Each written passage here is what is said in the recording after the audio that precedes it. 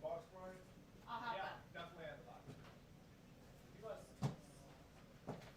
Oh, Brian, What you do you jumpers. need? Price? No, nothing. Yes. Okay. Oh, it's chilly.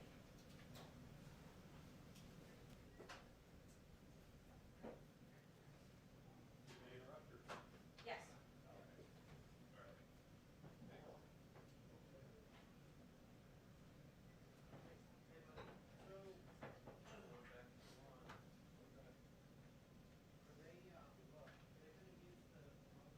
Use the jumpers, I'm Brian. That's what I did the other day. Well, he'll make himself. Use jump cables. And then, yeah, we just, let's call them, because they make you throw it themselves. Sometimes they do it, sometimes they don't do it, they're not very consistent about it. So.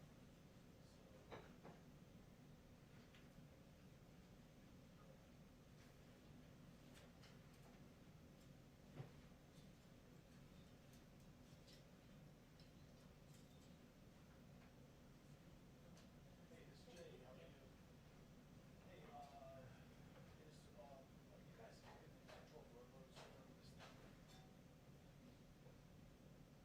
you guys have been in control of roadworks for this thing? Okay, well, the one like you guys do with the Costa is, okay,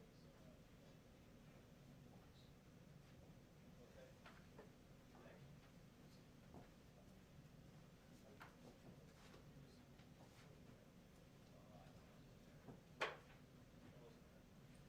George.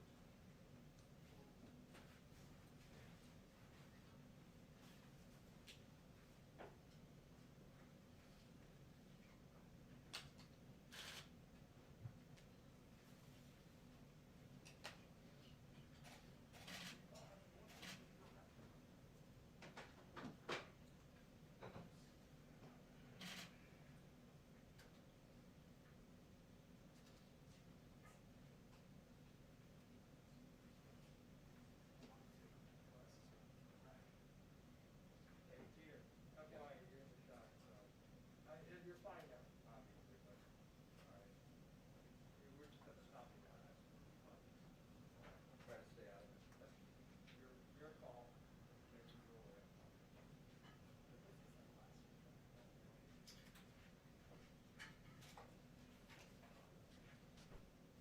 If you're on somewhere else, yeah.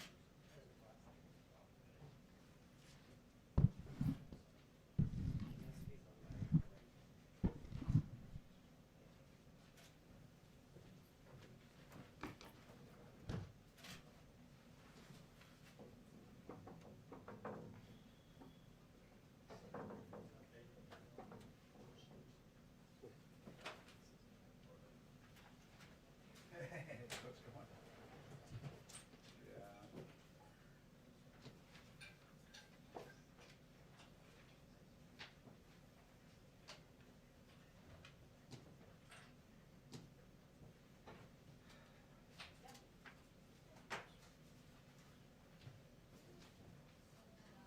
Hey, I hear ya. Yeah. Thanks for having me.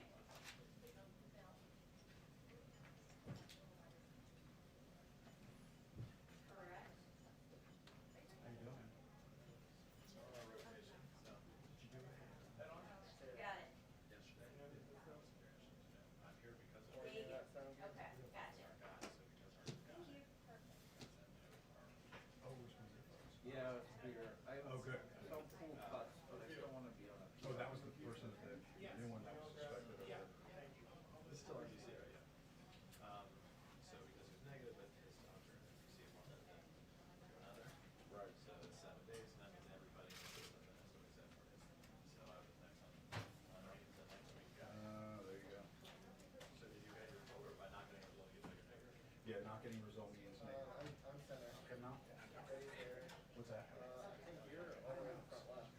That's what they told me when they did the test. They said, no news is good news. No. That's your start, yeah. Of course, we got it. No, you're in like regular clothes, they have masks on. That was bad. Very. Duh. Your time is in the corner. You guys are almost done. Apparently I'm gonna get a 23 It's knee not gonna be back. something different. Turns out you're. Yeah. You don't want to stick to the starting position? Turns out I'm a green.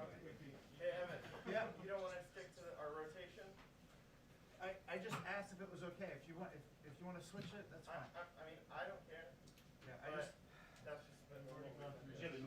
Yeah, I asked Already about got through it. this. Okay, that's fine. So I'm over there. You can do whatever you want. Your position is that's your start position in the rotation. Hey, NBC, should I hear you? Should you hear me? You're, hey, Peter. Yeah. I put your card back in the camera. All right, thank you.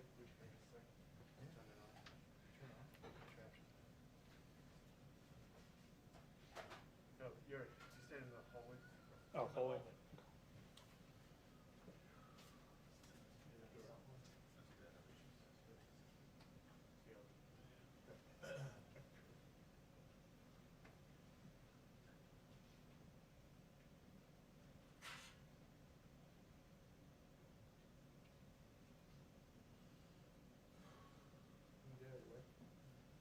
Jim, are you all wired up?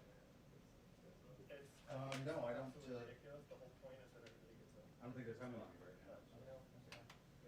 But I see the stuff. Exactly. Ridiculous.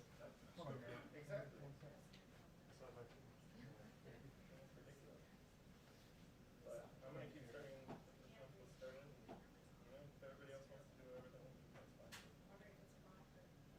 This only happens in. You're not? It's true. He takes advantage of it. Which sucks because like it's my end of the day. That's your only day. That is the only day that your time. Right till 5 p.m., the briefing is delayed until 5. Doesn't matter. Don't sit. I think they're ready. I mean, yours. They're ready to call it. He's right there, front left. And that's the only time this week they get to do that.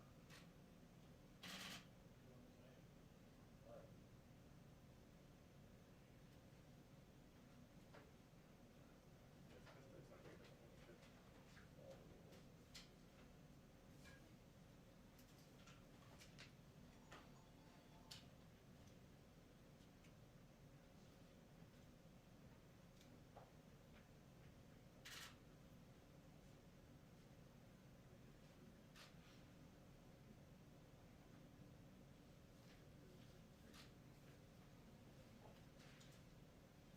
Well, Dagan, President Trump says that we're getting an earlier than usual briefing today because it is Good Friday. Members of the task force have been stressing that they know this weekend it's going to be tempting to get together with friends and extended family, but they're urging everyone to continue to adhere to these stay-at-home social distancing guidelines because they're working.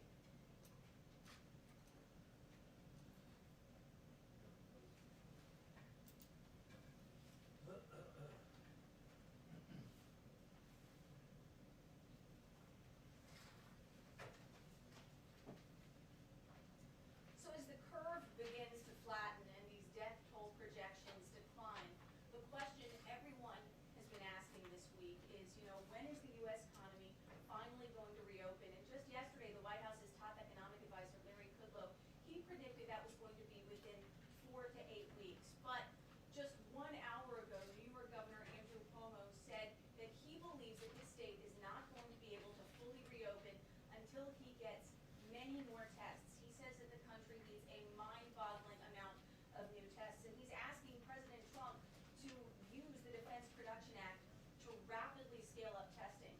Well, President Trump said yesterday that the amount of testing is going up exponentially, but that he does not think that mass testing is a necessity. Listen here.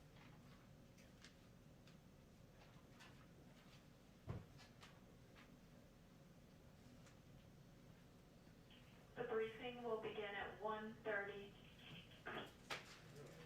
Joy.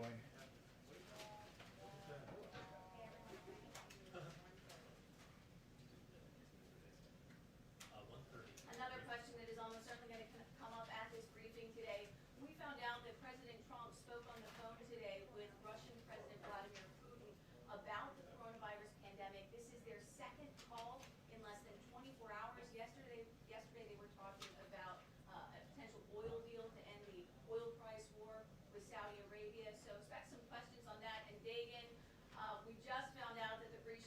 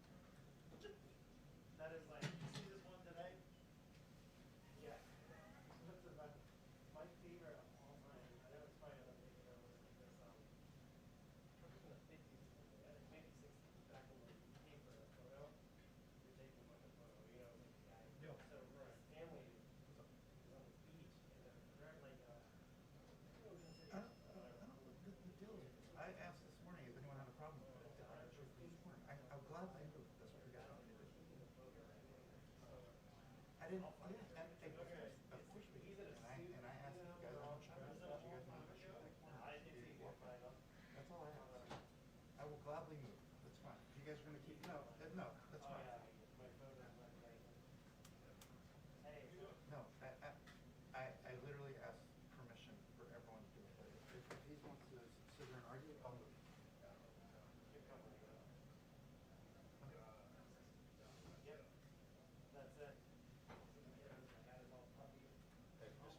This morning I came in and I said, well, this morning I just came in and I said, hey, do you guys mind if I shoot that thing? I didn't realize it was a thing, but you guys want me to move on me? I offered him 3 or 4 times already. So I'll move. Well, I would have done that, Doug, if anyone would have said anything like an hour or 2 hours ago when I brought it up in the first place. So, all right, bye.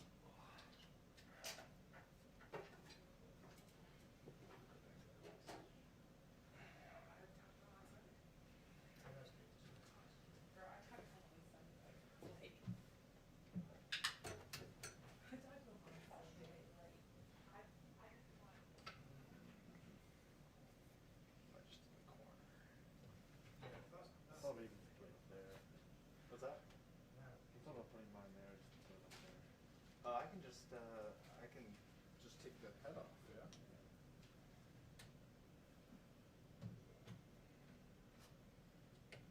Not today, no, it's very windy.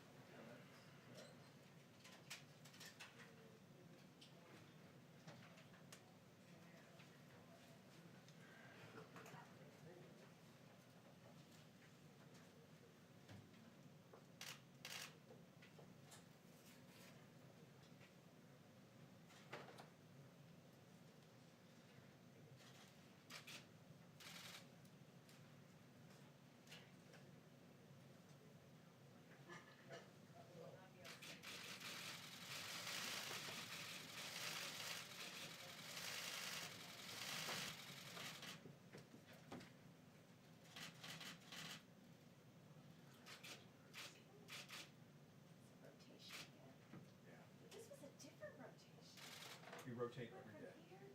No, but this was a different cycle than you did before. Because usually you go that way, and this is a flip. Flip. In our group, we're flipping, 'cause ours was now that they had the person that was tested, so we're flipping again. Keeping you on your toes. Yeah, because this is not normal rotation. And But gets you okay. comfortable.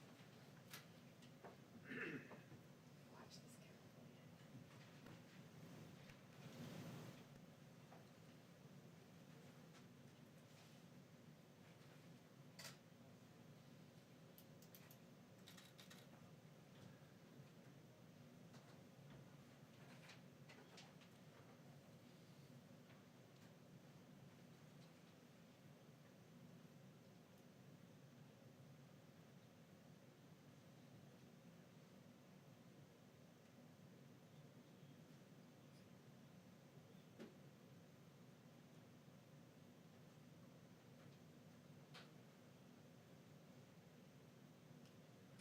Quiet in here. You guys don't talk to each other? Just before you come out. Yes. Have any of you watched Tiger King? Oh. Did you hear about this? I don't know what it's about. You I have see it no on time, TV then you all have the no time. time. I have no clue what it's about. But we pray for time to watch things. It's a documentary. I'm not sure you want to know. Here with private zoos. We're gonna hold a briefing on that later. It's a whole different deal. We won't ask you about that. That was asked the other day. Yeah, I don't, It's worth watching. How's your Finally daughter? gets it done. thank you. I haven't seen her, Yeah. but she was, Is she back to normal? yes. Once they get the rash, they just are great. It's the weirdest thing, but I have no idea how she got herpes 6 and wrote it at home in quarantine with no one coming in or out.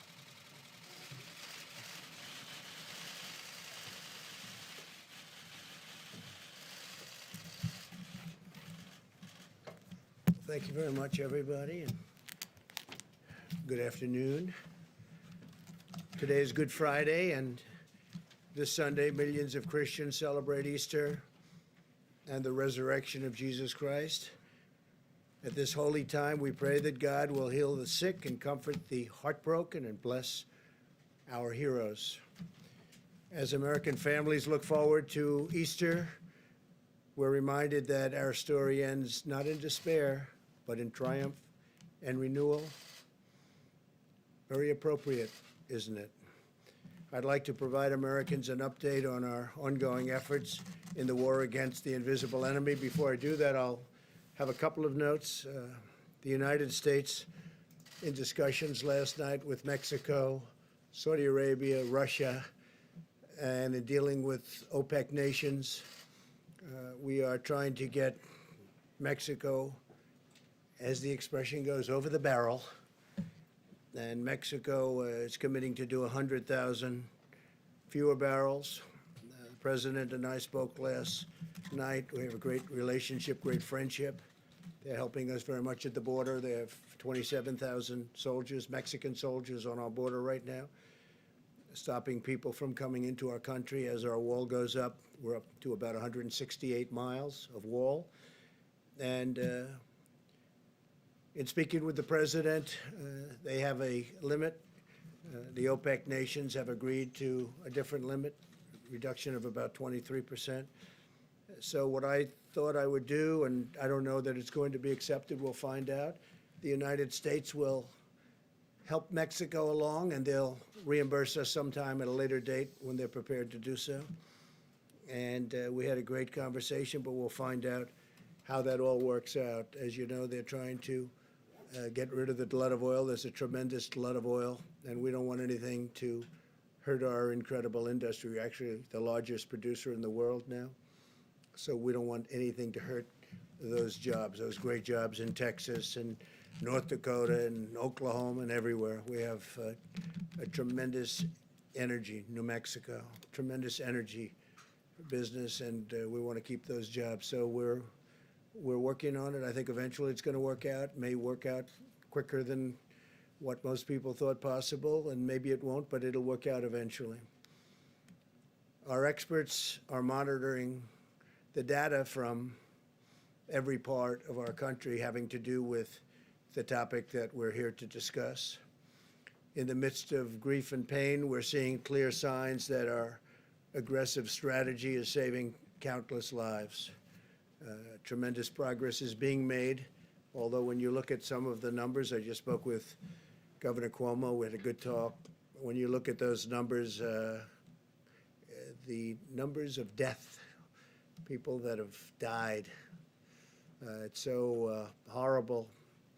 Now, on the other side, you have the numbers of beds being used, we were just saying, are substantially reduced. That's usually the sign that it's heading in the downward curve.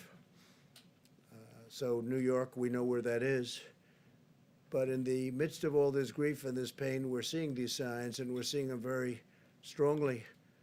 And a lot of that has to do with the aggressive strategy in saving so many lives. We're saving so many lives compared to what it could have been. So nobody knows what the number is, but we had a number of 100,000 lives. As many as that is, it's impossible to even think of it. And that was the low end, with a tremendous amount of work and a tremendous amount of, you can call it many different things. Our people had to be extremely strong and brave to be able to put up with what they've put up with. But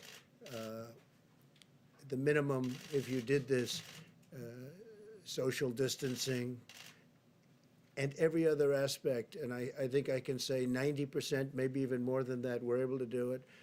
The minimum number was 100,000 lives, and I think we'll be substantially under that number. Hard to believe that if you had 60,000, you can never be happy, but that's a lot fewer than we were originally told and thinking. So they said between 100 and 220,000 lives on the minimum side, and then up to 2.2 million lives if we didn't do anything. But it showed a just tremendous resolve by the people of this country. So we'll see what it ends up being, but it looks like we're headed to a number substantially below the 100,000. That would be the low mark. And I hope that bears out. The situation in Detroit and New Orleans appears to be stabilizing. Detroit is really started to go up, and now it is stabilizing, and New Orleans is a great place. I have so many friends there, they can't believe what's happening, but it's really stabilized. I spoke with the governor of Louisiana, and as you know, we're building them additional beds right now, the Army Corps of Engineers and FEMA, and that is going to be done, and I hope they're not going to be very well used, because I think they've really, I don't think they're going to need them, or certainly not very many of them. We built them a big hospital of 1,000 beds, and now we're in the midst of doing another 1,000.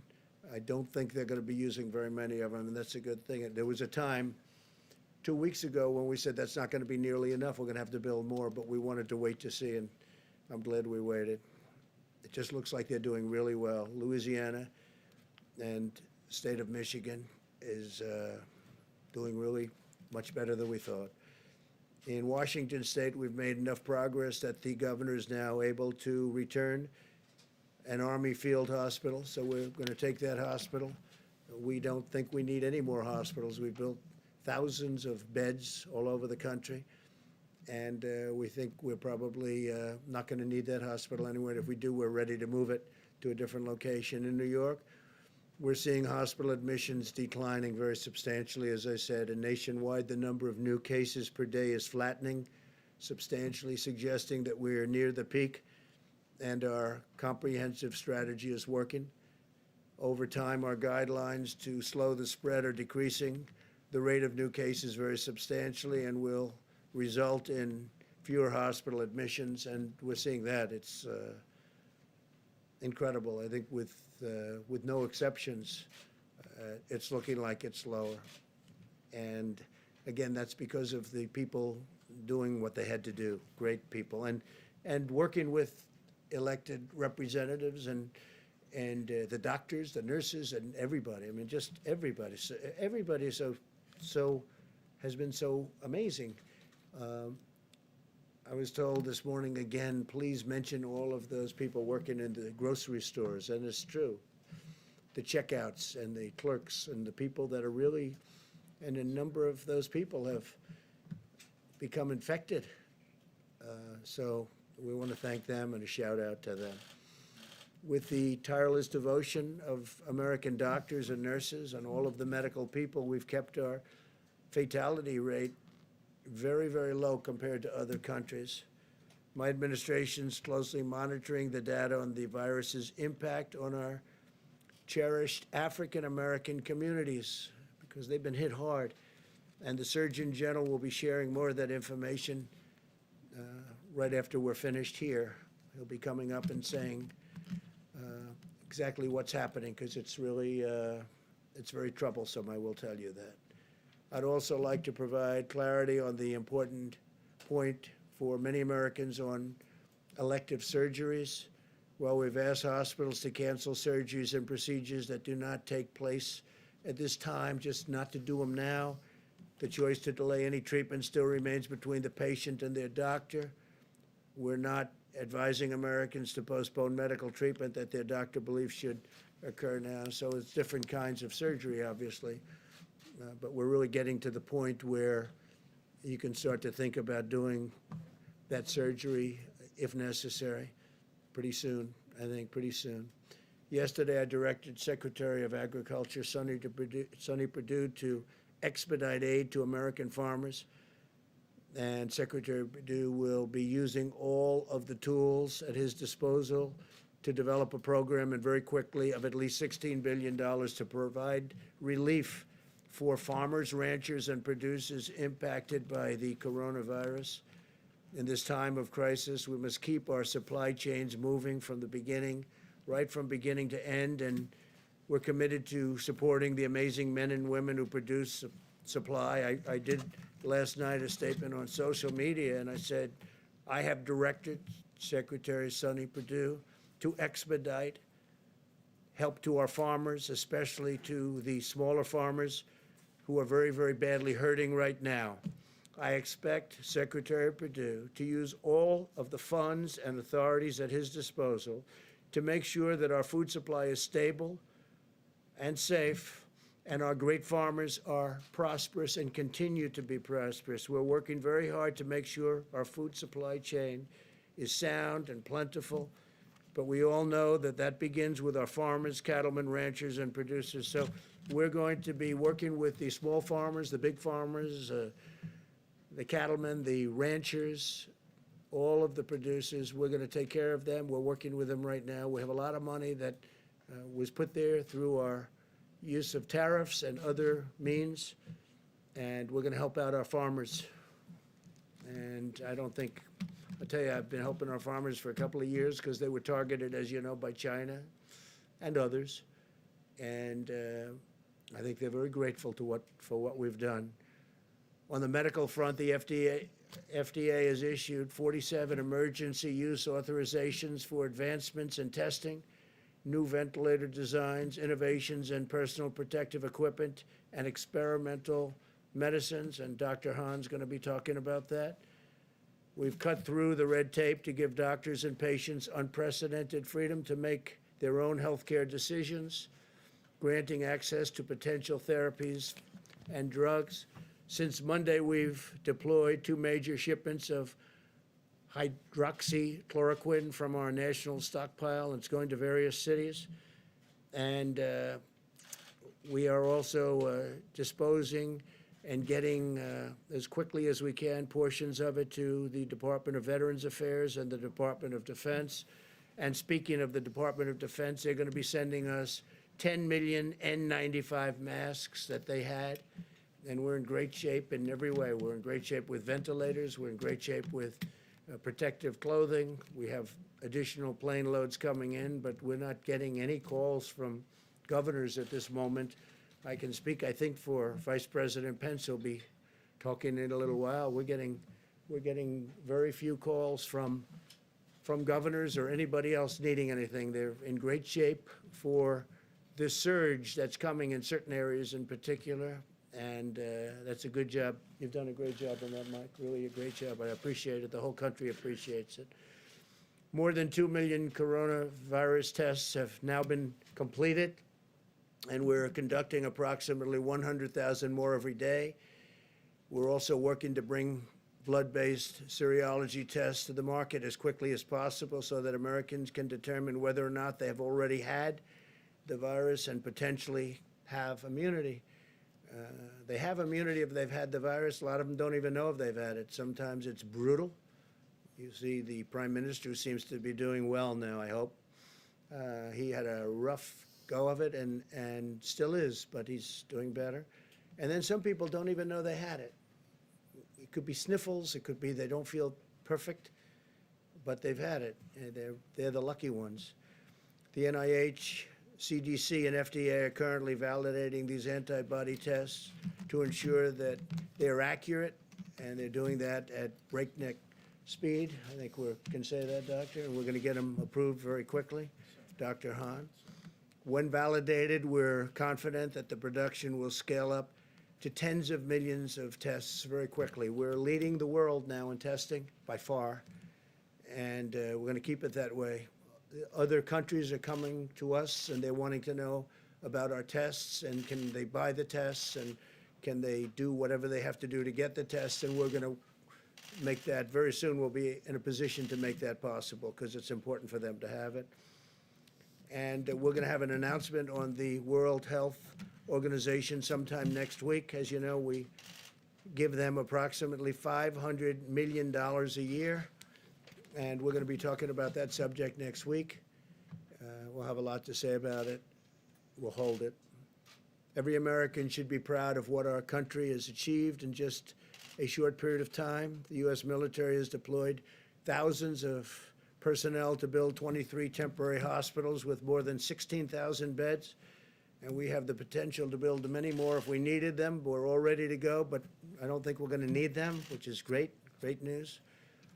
And we built those hospitals in 12 states and the District of Columbia using the Defense Production Act, and we used it like a hammer. A lot of the media said, oh, we weren't using it. We used it like a hammer to a point where all we had to do is say the words and everybody gave us max, and they've done a good job. They really have done a good job with few exceptions. And we've harnessed the full power of American industry to produce ventilators and other essential supplies. Right now, we're making thousands of ventilators, many of which we won't need, but we'll use them in our stockpile, and we'll build that up. We'll also help build up the stockpiles, which they should have had in the states, and so we're working with governors on that, and we'll also help other countries. There are countries that are calling us for help. They need ventilators, and they're in no position to build ventilators. We are. We have Ford and General Motors, and many companies are building ventilators. So we're going to be helping at a not too distant point. We're going to be helping quite a few of the countries. Now, we've launched Project Airbridge to deliver nearly 300 million pieces of personal protective equipment from and around the globe. We're also shipping out 60 sterilization systems to 10 different cities that can each sterilize up to 80,000 masks each day, and I'm even hearing it can go up to 120,000 masks a day, certain equipment with certain additions. It's a company in Ohio that makes it. It's a great company, great. I hear it's a great product, works very well. I asked that question. I said, how come we have to buy so many masks? Why can't we sterilize the masks that are being used? And the answer was you can.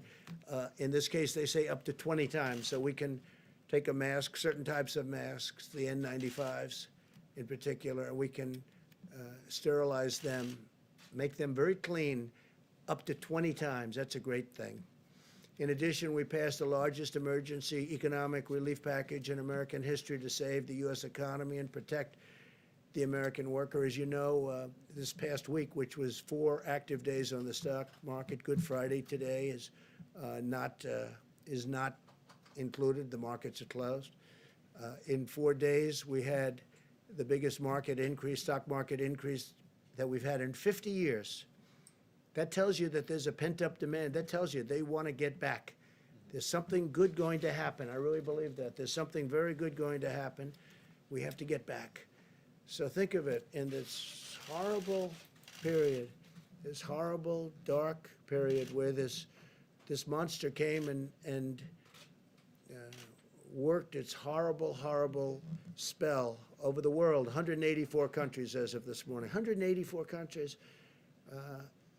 We've done well, and I guess the market thinks we've done well because we had the biggest stock market increase without one day, we're talking 4 days instead of 5, that we've had in 50 years. 50 years, think of that. More than 50 years, actually. In short, the American people have launched the greatest mobilization of our society since World War II, deploying every scientific, governmental, medical, and military resource to defeat the virus. So I want to just start then with, we're going to answer questions later. We'll have time. I think we have a lot of time today. A lot of people are off, as they should be, Good Friday.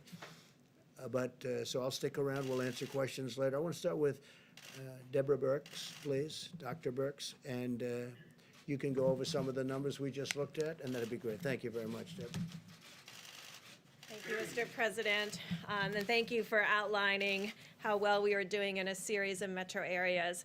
What also has been encouraging for those of you who are watching epidemic curves every day, and I'm sure you are, and watching them in log phase, because that's how epidemiologists like to look at their curves, you can see for the first time that in the United States we're starting to level on the logarithmic phase like Italy did about a week ago. And so this gives us great heart that not only in specific places, but we're starting to see that change. Obviously, a lot of that is driven by the improvement in New York City. Remember, for a long time, they were over 50% of our cases and 50% of our new cases. That has dramatically changed because of the impact of what the citizens of New York and New Jersey and across Connecticut and now Rhode Island are doing to really change the course of this pandemic and really change the trajectory of new cases. We're seeing that what many states and metro areas were experienced as twofold and fourfold increases that went to twofold, that now those are going to 8 days between the doubling rate. Watching this every day gives us hope across these metro areas from New York and New Jersey and all through Denver and, of course, through New Orleans. We still see cases occurring in the Boston area and in Chicago, but their rate of increase seems to be stabilizing. And we really want to call out the work of the mayors of Baltimore and the district and Philadelphia, who have really brought all of their health experts together and working with their communities are starting to really change the curves in those areas. What we're seeing is we're united in social distancing, and that's been very encouraging to all of us, and it should be encouraging to the healthcare providers that are on the front line, many of which are serving our Americans with such dignity and respect and ensuring that everybody gets optimal care. And as the President noted, our mortality in the United States is significantly less than many of the other countries when you correct them for our population. And that is really solely the work of our frontline healthcare providers. And so working with, you can really, hopefully you get the theme today that we are incredibly proud of our public health leaders at the city level, at the state level, at the federal level, who are working together to really change the course of this pandemic, working with their citizens and their communities to make these changes. And the American public, who have really taken all of this to heart and stayed home. I know last week we really asked a lot of people in the Washington and Baltimore area to consolidate, not go out frequently to grocery stores or pharmacies. You can really see that that's having a huge impact. So it's really about the encouraging signs that we see, but as encouraging as they are, we have not reached the peak. And so every day we need to continue to do what we did yesterday and the week before and the week before that, because that's what in the end is going to take us up across the peak and down the other side. We continue to really applaud the work of California and Washington State and Oregon. We're learning from all three of those states, from their public health officials, about how they were able to keep the virus from ever becoming logarithmic. And I think that's an important lesson for all of us on how they did that, what the timing was in case we ever have to face this issue in the future. Thank you, Mr. President. Thank you very much, Deborah. Tony? Doctor, please. Thank you very much, Mr. President. So again, just keeping on the theme that Dr. Birx had mentioned, this is the end of the week, that famous week that we spoke about last weekend, in which what actually was predicted to happen, happened. We're starting to see the leveling off and the coming down that Dr. Birx had mentioned. But it's important to remember that this is not the time to feel that since we have made such important advance in the sense of success of the mitigation, that we need to be pulling back at all. I was actually hearkened by the fact that we've been talking about the New York, New Jersey, New Orleans, and other areas where they have really big spikes. But there's other parts of the country, in the middle parts of the country, where they're concerned to make sure they don't get those spikes. And I really want to salute the governors of states throughout the entire United States, but particularly in the central part of the country, because the governors obviously see us in these press conferences, and I've had calls over the last several days from several of the governors, from Nebraska, Iowa, South Dakota, Utah. Just about an hour and a half ago, I spoke with the governors of Arkansas and Wyoming, who are really committed to make sure that they don't get into the situation where they're going to have spikes in their state. And they're doing the kinds of things that they don't get recognized because people don't talk about them much. But we have a big country. We have 50 states, and it's not only the big cities. So if we're going to pull out of this, we're going to pull out of it in the big cities, and we're going to pull out of it in those areas that aren't as densely populated. And I just want to give a shout out to them. They're doing an extraordinary job. I was really pleasant. I wouldn't say surprised, because I expect it of this country. But to hear what they're doing and the commitment that they're putting into making sure that we don't have the kinds of situations that we've experienced, unfortunately, in other areas, this is very important.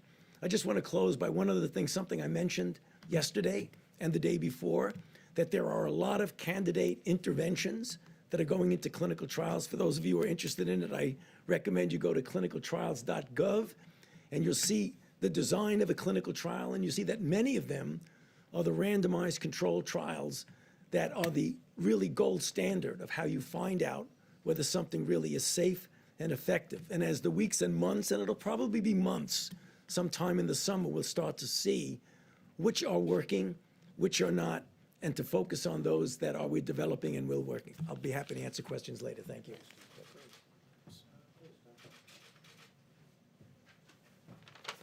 Thank you, Mr. President. The White House Task Force has been very focused on increasing the supply of personal protective equipment for our great providers. I was one of those providers a few months ago, and I can tell you nothing is more important than making sure they have what they need. So in order to increase the supply of N95 masks, FDA has worked with industry and has now authorized 2 companies who will supply machines to sterilize N95 masks. Admiral Polovchek and FEMA are purchasing on behalf of U.S. government 60 sterilization machines, as mentioned by the President, and they will be positioned around the country to increase the amount of supply of N95 masks. Each machine will be able to sterilize 80,000 N95 masks per day, and we hope to actually increase that further.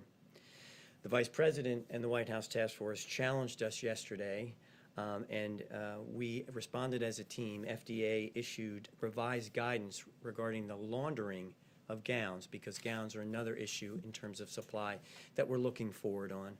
This is not something that normally happens around the country, but issued this guidance. It's on our website now at FDA. So there's information about how hospitals can do that to increase the supply. We've heard concerns that maybe hospitals might not want to do that because of regulations, and happy to tell you that Administrator Verma and I have worked on this. Certified providers and suppliers who follow FDA guidance as posted on the website will be compliant with Medicare and Medicaid requirements. And then finally, last week, FDA provided guidance to manufacturers on manufacturing specifications for cloth gowns. This is another attempt to increase the number of gowns. Typically, it's plastic or other types of materials. And this guidance, if followed, can be used by manufacturers to actually make these gowns, and no further regulatory red tape will be necessary. They can go into circulation. Thank you. Thank you very much. Thank you, Mr. President. Good afternoon, everyone. I started off the week talking about the challenges that lie ahead, and I want to finish the week just by reiterating what you've heard. Mitigation works. It definitively and quantitatively is working, and I want to say thank you to America for your efforts to help flatten the curve and to save lives. But at the President's direction, yesterday I met with 2,000 Hispanic leaders from their communities, and today the Vice President led a phone call that I was on with hundreds of African American leaders, including the Reverend Jesse Jackson, including Derek Johnson of the NAACP, including the National Medical Association and the Black Nurses Association, to talk about some of the alarming trends we're observing regarding the impact of COVID-19 on communities of color. And you've heard the stats in New York City. Hispanics represent the majority of deaths. In Milwaukee County, blacks are 25% of the population, but almost 50% of the cases and 75% of the deaths. So what's going on? Well, it's alarming, but it's not surprising that people of color have a greater burden of chronic health conditions. African Americans and Native Americans develop high blood pressure at much younger ages. It's less likely to be under control and does greater harm to their organs. Puerto Ricans have higher rates of asthma, and black boys are 3 times as likely to die of asthma as their white counterparts. As a matter of fact, I've been carrying around an inhaler in my pocket for 40 years out of fear of having a fatal asthma attack. And I hope that showing you this inhaler shows little kids with asthma all across the country that they can grow up to be Surgeon General one day. But I more immediately share it so that everyone knows it doesn't matter if you look fit, if you look young, you are still at risk for getting and spreading and dying from coronavirus. The chronic burden of medical ills is likely to make people of color, especially, less resilient to the ravages of COVID-19, and is possibly, in fact likely, that the burden of social ills is also contributing. Social distancing and teleworking, we know, are critical, and you've heard Dr. Birx and Dr. Fauci talk about how they prevent the spread of coronavirus, yet only 1 in 5 African Americans and 1 in 6 Hispanics has a job that lets them work from home. People of color are more likely to live in densely packed areas and in multi-generational housing situations, which create higher risk for spread of a highly contagious disease like COVID-19. We tell people to wash their hands, but a study showed 30% of the homes on Navajo Nation don't have running water. So how are they going to do that? In summary, people of color experience both more likely exposure to COVID-19 and increased complications from it. But let me be crystal clear. We do not think people of color are biologically or genetically predisposed to get COVID-19. There is nothing inherently wrong with you, but they are socially predisposed to coronavirus exposure and to have a higher incidence of the very diseases that put you at risk for severe complications of coronavirus. But as the Vice President shared on the call this morning, this history, and I want you to hear me say this, it does not have to be our nation's future. We're taking steps now in the midst of the COVID-19 pandemic to reach, protect, and strengthen all communities impacted by this disease, and especially our communities of color.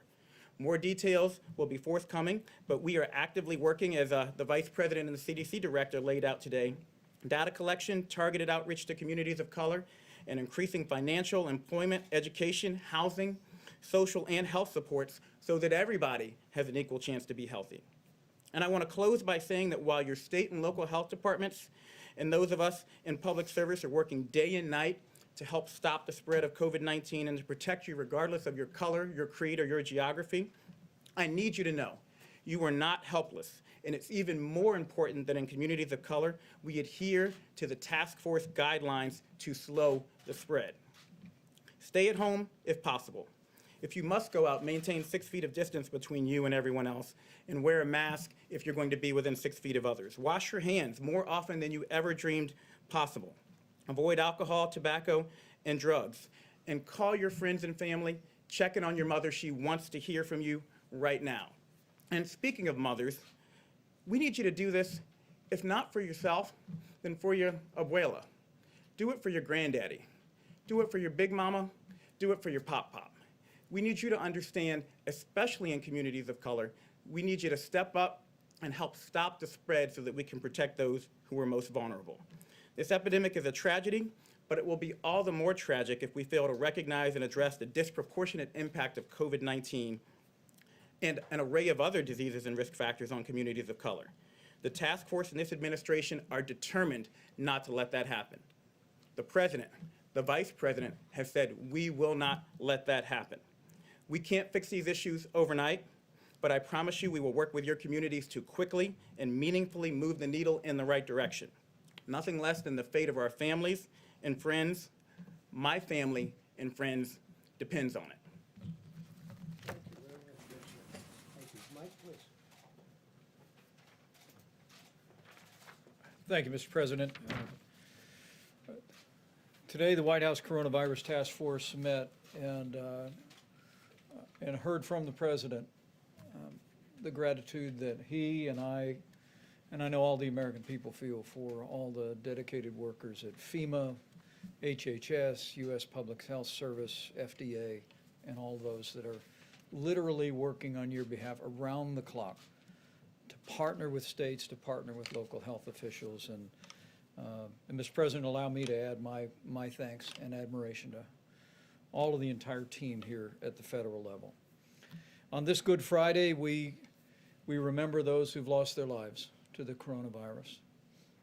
We remember their families, our dedicated healthcare workers, and our first responders. And we do well on this special day for Christians across this country to remember them in our prayers.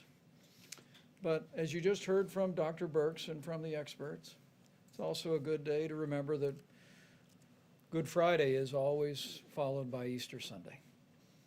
And there is hope.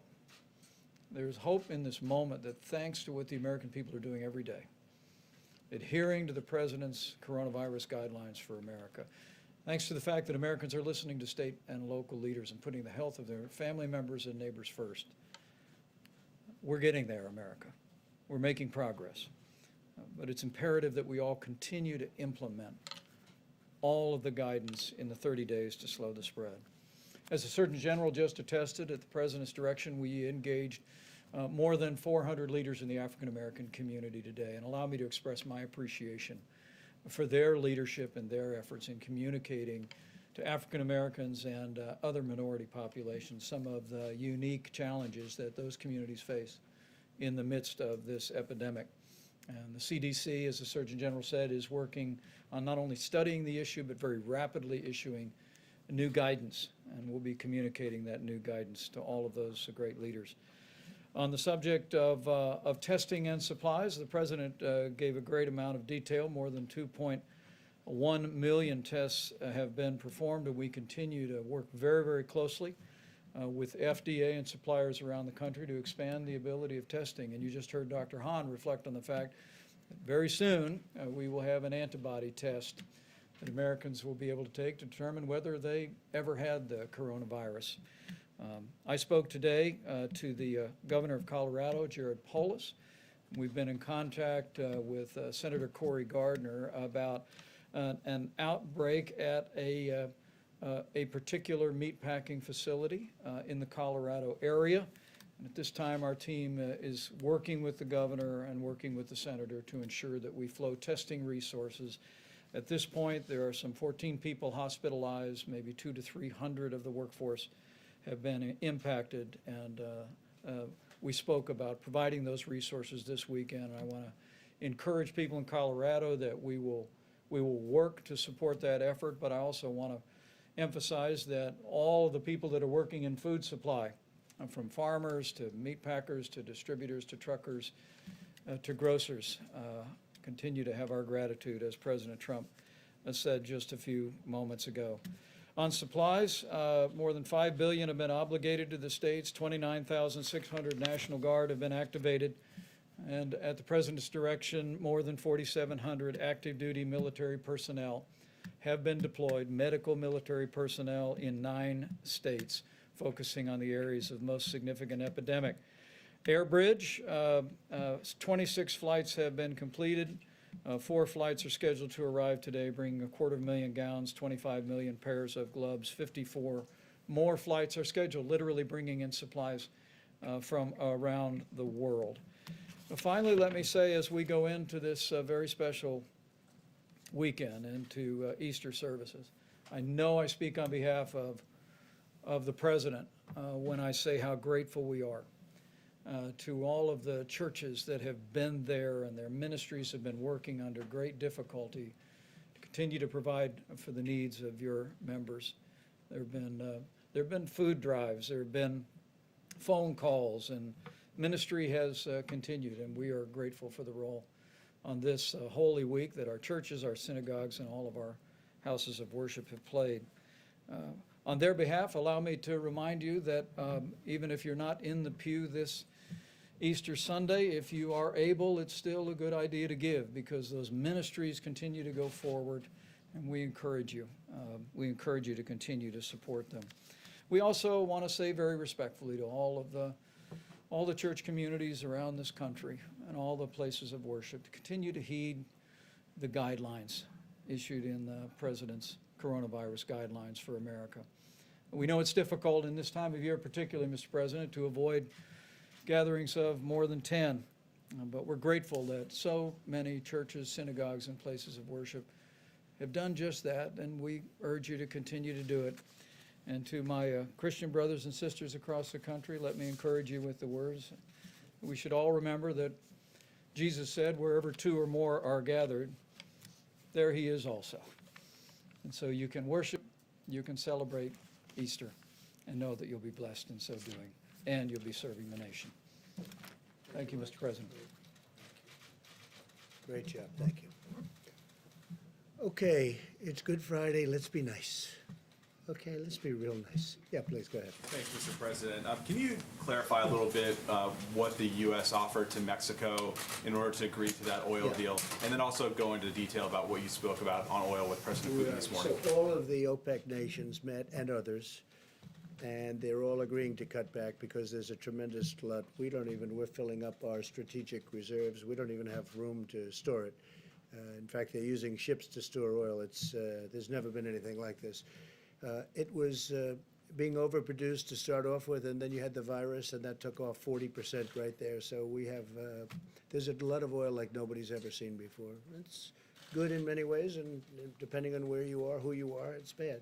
We have a tremendous energy business with hundreds of thousands of jobs. We're doing great. Number one in the world.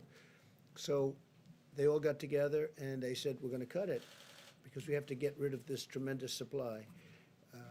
Now, the good news is, gasoline prices, I'm seeing 90 cents, 85 cents in different parts of the country, a gallon. Nobody's ever seen that. I guess you have to go back to the 1950s where they had the big, large dollar bills. Remember? You don't remember. You're too young. But the fact that you have to go back a long ways to see it. So there's some good. The airlines are trying to come back. Having low fuel costs is good for them, and other reasons. Steel manufacturing, but a lot of the steel goes to building what we do for the oil and engineering firms. So, you know, that's a double-edged sword. But we want to keep our energy. We want to remain independent. We will remain independent, I think, regardless. But we want to get rid of this tremendous overflow. There's no place to even store it. So the OPEC nations met. They've been meeting. And, you know, I've hated OPEC over the years, absolutely hated them. But obviously it broke down. And we potentially have years' worth of supply, a long time before it ever can catch up, even if they do reduce it. And they agreed, but Mexico didn't agree. It was one of the few countries that didn't agree. This is OPEC plus. These are OPEC plus countries outside, you understand? Yes. And Mexico didn't agree. And I understand the president very well. He has a level when he came in, and he wanted to keep it at that level. Oil is important for Mexico. The problem is, and I explained it very strongly, you know, you're going to be selling it for $5 or $10 a barrel, so in the end it's bad. But he did have some political difficulty with it, frankly, and I understand that too. And it's a small amount for us. It's a large amount for Mexico, but it's a very small amount for the United States, being the biggest producer.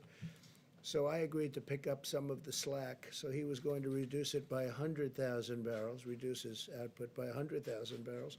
And I was going to pick up the slack, and they would make it up to us at a later date. They would make up what we're doing at a later date. It could be in a different form. And I don't know whether or not that's going to be, for Mexico it was acceptable. I don't know whether or not that's going to be acceptable to the other oil-producing nations. We'll find out. But it's something that would certainly be acceptable to me to get it over the back. So Mexico is going to reduce by 100,000 barrels. And that would mean that they're 250 to 300 barrels short. We'd make up the difference. They would reimburse us at a later date. Okay? You mean make up the difference by cutting U.S. production? By cutting some U.S. production. Now, the U.S. production's already been cut because we're a market-driven economy, and oil is very market-driven. They've been cutting oil all over the place. We're cutting it back. And what does it mean, really? It means we have it in the ground, we can use it. Now, we have a lot of ground with a lot of oil in it. I think we're number one in that, too. We're probably number one, especially with ANWR. As you know, I got ANWR approved in Alaska. That's one of the biggest finds anywhere in the world. So when you add it all up, I think we're probably number one, even in what we have under. We're very lucky. We grew up in a land that was rich in a lot of ways, but it's also rich because it has a lot of oil underneath, oil and gas. And as you know, natural gas, LNG, is all over the country now at a very low price. And our carbon, our atmosphere, the level of environmental cleanliness is at its all-time best right now, all-time best, because we are using a lot of natural gas. But we have many forms of energy, including some of the newer forms that people want to see us go to. We have a lot of different forms of energy. We're number one in the world. We want to keep it that way.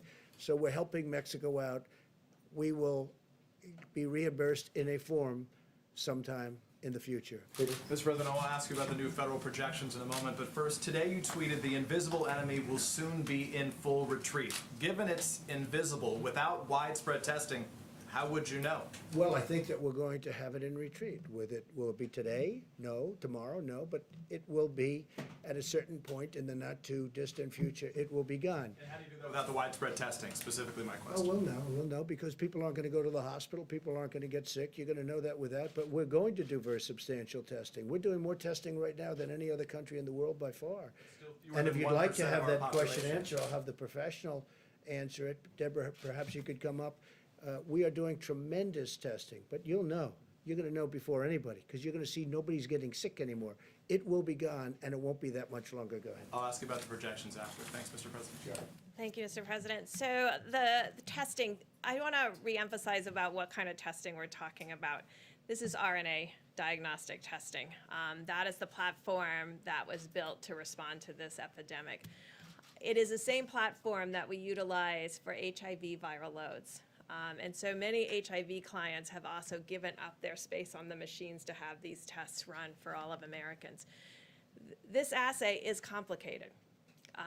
It's not like an assay that you have for your other diseases, your strep test or other diseases like that. This is a very complicated assay that requires a lot of technical oversight, and it's part of the reason why not all 100% our machines are running at full capacity, but we had great discussion with the lab directors about that. Every day more are brought online, and so, but I think we have to create expectations of what the daily test rates will be. Last year, we probably did 3 million HIV viral loads or 4 million HIV viral loads as a country. We've done over almost 2.2 million in 4 weeks. So this is unprecedented in what we have to do. I think that's why we're working very hard for 2 pieces, and I want to make sure that people understand testing is just part of our strategy. The other part of the strategy has to be this syndromic and influenza-like illness where there's an alert to an illness, and so that we're surveying where we know the most vulnerable cases have appeared. And the great call that I had with the mayors and with the health officials yesterday and mayors today, a lot of the rural areas, their primary, and as it was in Washington and California, was at the nursing homes.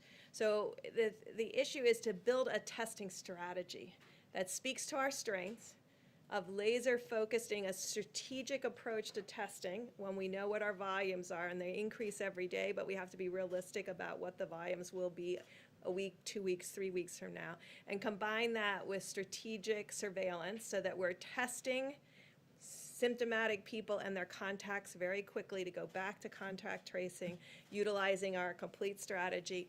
And I think we're very much interested, and it's why the president 3 weeks ago really put us on getting an antibody test. And I think I called from the podium for our university colleagues and hospitals to begin an ELISA-based test, because that's a blood draw, but we really wanted a finger prick to make it easy and deployable. That's what's being worked on now. Of course, we don't want to promise until we have it, because I think we deserve that, the American people deserve that, to have a test that is efficient to let people know who's been positive for immunity. That's critical to epidemiologists and public health officials to know what the penetrance of a virus was into a community when all you're seeing are the serious cases and testing the most symptomatic. And so that's a question that we still have. Is this the tip of the iceberg? Or is this half the iceberg or 3/4 of the iceberg, what we have seen to date? And we have, I just want to complete the thought by saying in the areas where we had an outbreak, these large metros, Louisiana, Denver, Detroit, Chicago, New York, New Jersey, but per capita, we've done more tests than any other place in the world. That was intentional. We focused the test where the need was the greatest and the burden of disease the greatest. And now we're trying to really see how strategically that very valuable resource can be utilized around the countries to create a mosaic of testing combined with surveillance. Can I ask you about the new federal projections? There's new reporting today that new federal projections suggest lifting. I'd like to ask you. I'd like to ask you, if I can, about the new federal projections that suggest lifting the 30-day shelter-in-place orders would lead to a spike in infections. Have you seen those new projections from your Department of Homeland Security and HHS? I have not. When did they say this would take place? When? They said that it would take place if the 30-day shelter-in-place were to be removed. There are 3 different examples. We'll talk about that. Doctor, would you like to talk Does that about that? impact your thinking, though, that those? We haven't seen it. I haven't, they haven't seen it. I guess you're seeing, I guess they leaked it to NBC. They didn't leak it to us. It's being reported by Nobody's others. seen it, and they're the ones that do it. It's your administration, so I asked. It's from the HHS and DOJ. Yeah. I'll circle back. We'll and find out about it. They don't know about it. So in You want to terms, say something, Seneca? First of all, Peter, I haven't seen that, so I can't quote on that. But, yeah, reported within the that's last okay, I still haven't seen it. I've been in here all day. I'm just saying, well, to me, I'm just telling you what I know. So what I think that they're talking about is that whenever you pull back, you would expect that you might start seeing cases. And what we've been talking about, what Dr. Birx has just mentioned, is that when you see that, that's where you want your resources to be able to very efficiently, in real time, identify, isolate, and contact trace. So don't let anyone get any false ideas that when we decide at a proper time when we're going to be relaxing some of the restrictions, there's no doubt you're going to see cases. I would be so surprised if we did not see cases. The question is how you respond to them. I think that's what they were referring to. I guess the question, Mr. President, should Americans have to decide between staying healthy and going back to work? Look, I think we're going to do both. We're going to go back to work, and we're going to stay healthy. And staying healthy is also a proportion. If you look at what we're doing, we're looking at a date. We hope we're going to be able to fulfill a certain date, but we're not doing anything until we know that this country is going to be healthy. We don't want to go back and start doing it over again, even though it would be in a smaller scale. Yeah, Jeff, go ahead. Thank you. So just a follow-up on the oil question. The president of Mexico said that you had agreed that the U.S. would cut production by 250,000 barrels per day. Is that what you agreed to? Yes, we would, which we've already done, by the way, but we would agree to a reduction cut. They would agree to do something to compensate us in the future. Okay? Did you make any assurances to Saudi Arabia that you, the United States, would not bail out oil drillers here? We didn't discuss that with Saudi Arabia. We just discussed the numbers, and we discussed who's opposed and who's not, and pretty much everybody is in favor of it because they're getting clobbered. They're all getting clobbered. All of those countries are having problems. If you look at Saudi Arabia, that's their source of income, primary source of income by far. So they want to do it. Russia wants to do it. The OPEC nations want to do it. They all want to do it. So we'll see what happens. There's a difference between wanting to do it and doing it. Yeah, go ahead. OAN in the back. Thank you, Mr. President. This is a national security question back to Venezuela and China. Venezuela, this morning. go ahead. Your administration has placed a $15 million bounty on Venezuela's Nicolas Maduro. And we have news this morning that President Xi is talking with Nicolas Maduro, expressing his financial support for Maduro. So 2 questions. One, have you discussed with Dr. Xi, or President Xi, the U.S. policy on Maduro? And 2, how does this affect U.S. policy with regards to its war on anti-narcotics? We will not be happy if that takes place. I have not spoken to President Xi of China about Venezuela, about that aspect of Venezuela. But if that took place, we will not be happy. Okay? I will not be happy. Are you concerned that he's opening up another I'm concerned financial about everything. I'm concerned about everything. That's why I don't sleep a lot. I get myself concerned about everything, but I would not be happy about that. Go ahead. Mr. President, getting back to Peter's question, a variation of that question, your doctors who are gathered here seem to be in doubt as to whether or not the country can reopen on May the 1st. If they come to you before May the 1st and say the country is not ready, or huge parts of the country are not ready to reopen on May the 1st, will you listen to them? I listen to them about everything. I think they're actually surprised. I have great respect for these people, all of them. You that look, recommendation and in others particular, that are that- working with us. I have great respect for this group. In fact, I told Tony Fauci, I said, why don't you move to New York, run against AOC, you will win easily. Some of But your he allies decided have been that he's not bashing going to do these that, doctors. okay. Some of your I allies kid, have been by the way, you know that. Some of your allies have been bashing these doctors. Would you tell them to cut it out? I can only say this, I have tremendous respect for these people, and we've done very well.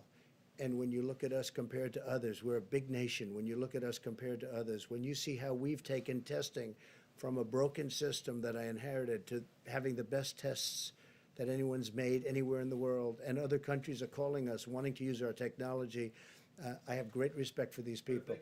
I'm never saying bad about these people. If they come back to you, sir, and say, before May the 1st, we can't open on May the 1st, do you listen? I will certainly listen. I will certainly listen. You take that There are two advice. sides. Remember, I understand the other side of the argument very well, because I look at both sides of an argument.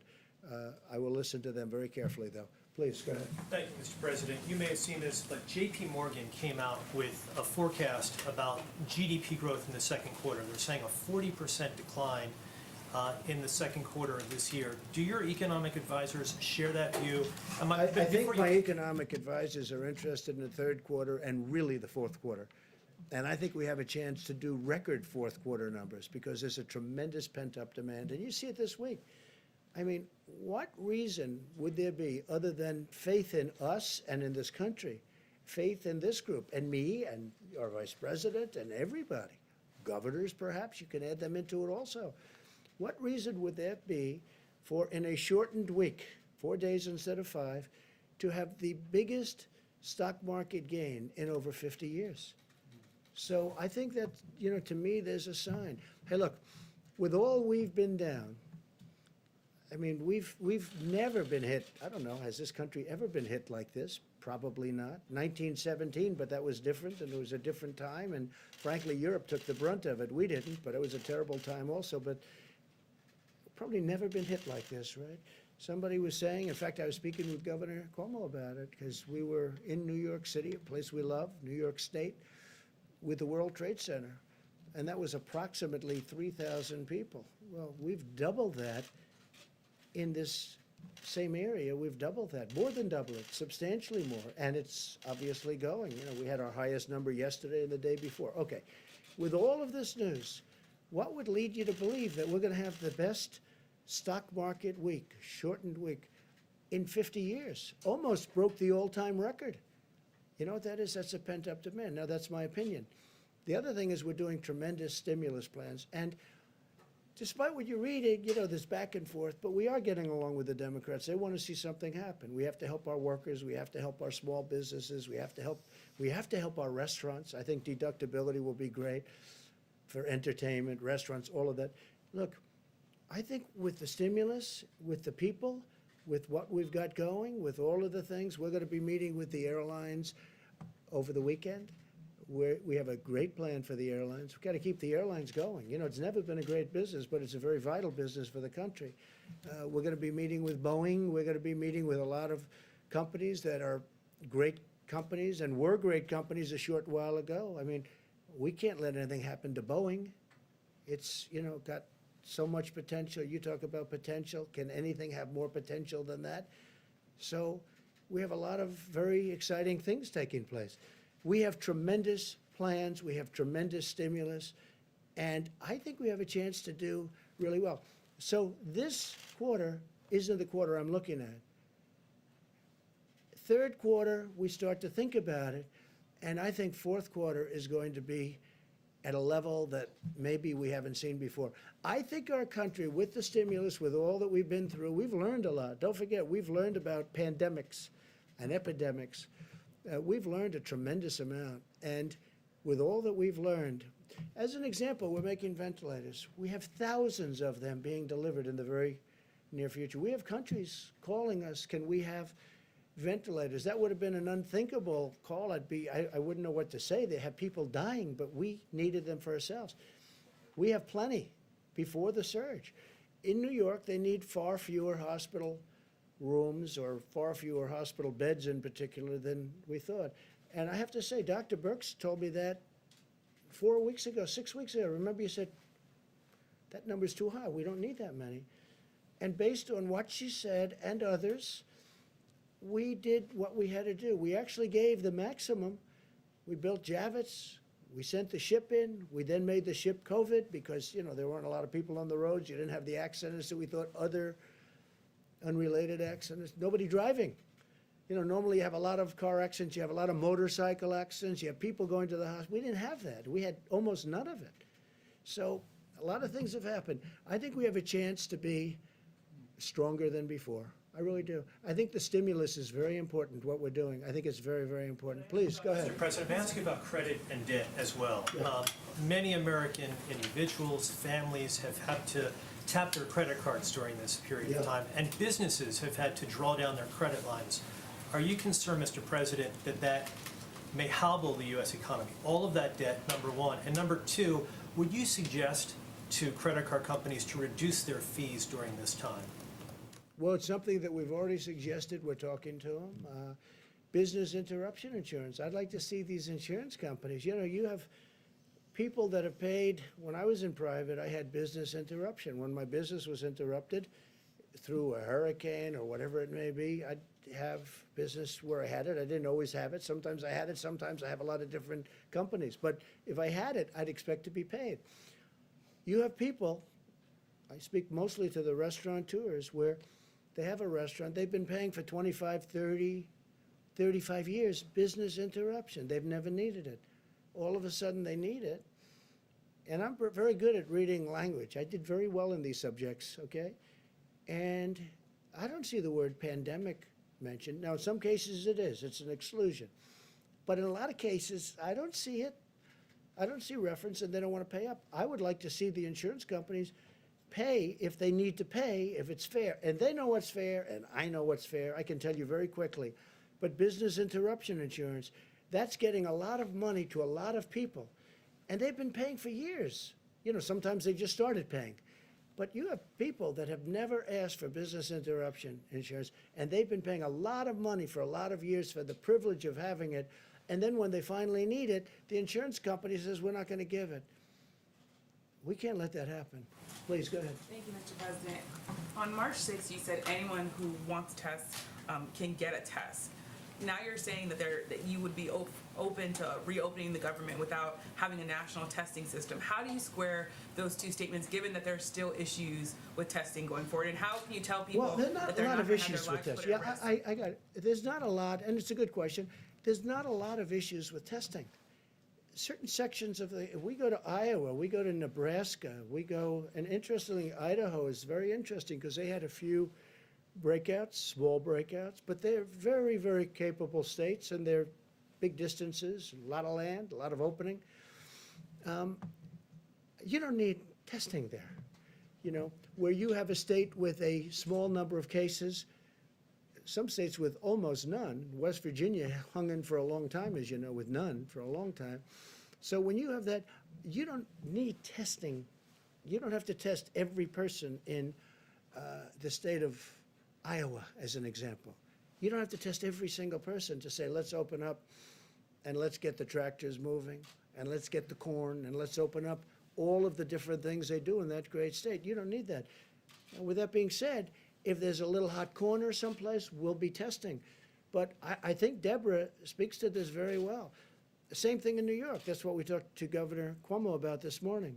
We have the Abbott test, which is very quick and very easy, goes very fast.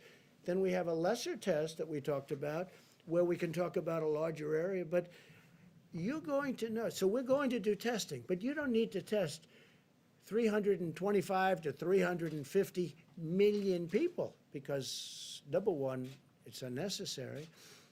Vast numbers, vast areas of our country don't need this. I think you agree with me on that. You just don't need it. Now, we have certain hot spots. So Louisiana's a hot spot, New York's a hot spot, Detroit's a hot spot. And then you have certain areas in certain hot spots that you have to even go more so. And we're doing all of that. Remember this, we've done more testing than any country in the world. And we have the best test. And we developed this over a very short period of time. Please. Can I ask you also about the African-American disparities? Yes, I have sure. a question for you and a question for the Surgeon General. Sure. For you, Mr. President, we know that these health disparities have existed for a long time among African Americans, Latinos, and other people of color. Why did the administration possibly have a plan directed at those communities to prevent high death rates, knowing that the health disparities were there? Well, we do have a plan, and one of the things I'm most proud about is what I've been able to do for the African-American community. The lowest job numbers in the history of our country. This was For the virus, excuse me, of yeah, course. just before the virus came. Well, I'm just saying, because, this has been here for 3 weeks, right? So just before, African-American community had the lowest unemployment, the best employment numbers. More African-American people and communities have been thriving. If you look at our opportunity zones and what we did, Tim Scott, who's fantastic, a fantastic senator, came to me, opportunity zones, more jobs for African-Americans than ever before, better health care than they've ever had before. All of these things. The Surgeon General spoke to it, and he spoke to it, I thought, really brilliantly. I found it very interesting what he said, and I'd love you to come up and answer the second part of a question, because I think you would do it a much better job than I would. Please. Thank you, Mr. Surgeon you. General. Thank you very much. Thank you. I have a quick question for you. You said that African Americans and Latinos should avoid alcohol, drugs, and tobacco. You also said do it for your abuela, do it for Big Mama and Pop Pop. There are some people I said already granddaddy too. there are some people online that are already offended by that language and the idea that you're saying behaviors might be leading to these high death rates. Could you talk about whether or not could you, I guess, have a response for people who might be offended by the language that you used? Well, I use that language because that's the language. I've been meeting with the NAACP, with the National Medical Association, with others. I actually talked with Derek Johnson multiple times this week, the head of the NAACP, and we need targeted outreach to the African American community, and I use the language that is used in my family. I have a Puerto Rican brother-in-law. I call my granddaddy, granddaddy. I have relatives who call their grandparents Big Mama. So that was not meant to be offensive. That's the language that we use and that I use, and we need to continue to target our outreach to those communities. It is critically important that they understand it's not just about them, and I was very clear about that. It's not just about what you do, but you also are not helpless. We need to do our part at the federal level. We need people to do their parts at the state level, and we need everyone, black, brown, white, whatever color you are, to follow the president's guidelines, the coronavirus guidelines, and do their part. Because when I talked to the NAACP 3 weeks ago, it's important to note that one of the things they asked me was, can you help dispel the myths in this community that people actually can't get coronavirus if they're black? That was a myth that was out there that's actually very important for us to squash here. And that all Americans avoid tobacco, alcohol, and drug use at this time? Absolutely. It's especially important for people who are at risk and with comorbidities, but yes, all Americans. So thank you, and I will clarify that. All Americans need to avoid these substances at all times. I put out a smoking cessation report in January. I put out an advisory against youth and pregnant women using marijuana last year, and that was not directed towards any one race. That's everybody needs to do everything they can to be as healthy as possible at this critical time. Dr. Fauci, would you add anything? Yeah, I think you said it perfectly, Jerome. Thank you. Would you like to add anything to it? Because you are really, you expressed it very beautifully before. No, I mean, Jerome, you did it beautifully. I can't do it any better than that. And I know Jerome personally, and I can just testify that he made not even a hint of being offensive at all with that comment. I thought that was appropriate. Thanks. And I can tell you, Jerome has done a fantastic job, our Surgeon General. I just hope nobody steals him and he goes to one of these big companies for a fortune. Don't leave us, right? Don't leave us, Jerome, please. He's doing a great, you are happy and you're doing a great job. And everybody tells me that too, so we appreciate it. Please. Thank you. So Google and Apple have announced that they are jointly enabling contact tracing on their mobile phone operating systems. And I was wondering if this is something that you would consider, or maybe the doctors Well, would that's consider. individual for the- freedoms, problems, and a lot of other things. Is it something, we're gonna look at it certainly, and we know they've done that, and it's it's very new technology. It's very interesting, but a lot of people worry about it in terms of a person's freedom. We're gonna take a look at that, a very strong look at it. We'll let you know pretty soon. And I have another Brand question. new, yes, please. So can you explain why it is appropriate in the middle of a pandemic to be talking about cutting or eliminating funding for the World Health Organization? Well, we're gonna talk about the WHO next week in great detail. I didn't wanna do it today, Good Friday. I didn't wanna do it before Easter. I also didn't wanna do it before we have all the facts. But over the years, many years, we've been paying them from 300 to 500 and even more $1 million a year. China's been paying them less than 40 over the years. So we're paying them more than 10 times more than China. And they are very, very China-centric, as I said during the week, China-centric. China always seems to get the better of the argument, and I don't like that. I really don't like that. I don't think that's appropriate. I don't think it's fair to the American people. And, I tell that to President Xi. I tell that to Dr. Tedros. I spoke to him one time. I think he's a very nice man. I liked him. But we're going to be talking about that next week in great detail. We're looking at it very, very closely. We want to make sure money's properly spent. But again, why is the United States paying $500 million a year? It's a lot. And why is, that's a lot. And why is China paying this year, $42 million, but generally under 40, so it's in the 30s. So we're at 500, 452, 400, 401, different amounts, different years. And they're at 40, 38, 36, 35, 32, 31. No, but you have to ask yourself that question. And then the answer always turns out to be in China's favor. Well, I have the same thing with the world trade. Isn't it interesting? World trade. So we have World Health and we have World Trade. So we have the World Trade Organization. And until I came along, we were losing cases, so many cases, it was ridiculous. We were always losing these cases, almost every case. And now we're winning cases. We just won $7 billion because they know I'm not going to put up with it. China has been unbelievably taken advantage of us and other countries. For instance, they're considered a developing nation. I said, well, then make us a developing nation too. They get big advantages because they're a developing nation. India, a developing nation. The United States is the big developed nation. Well, we have plenty of development to do, okay? And now we're winning cases because they know that if we're not treated fairly, I'm going to pull out. Now, you never heard this before because nobody ever talked about the World Trade Organization, but the World Trade Organization has treated us very unfairly.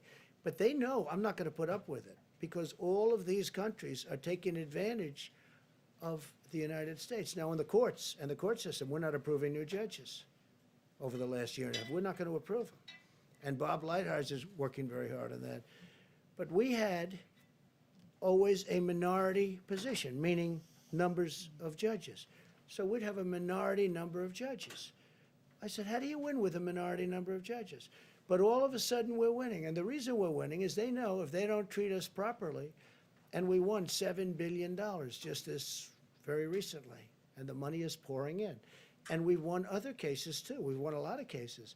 But from covering it, I know you know, that the United States was taken advantage of by the World Trade Organization. And by the way, speaking of China, if you look at the history of China, it was only since they went into the World Trade Organization that they became a rocket ship with their economy. They were flatlined for years and years, frankly, for many, many decades.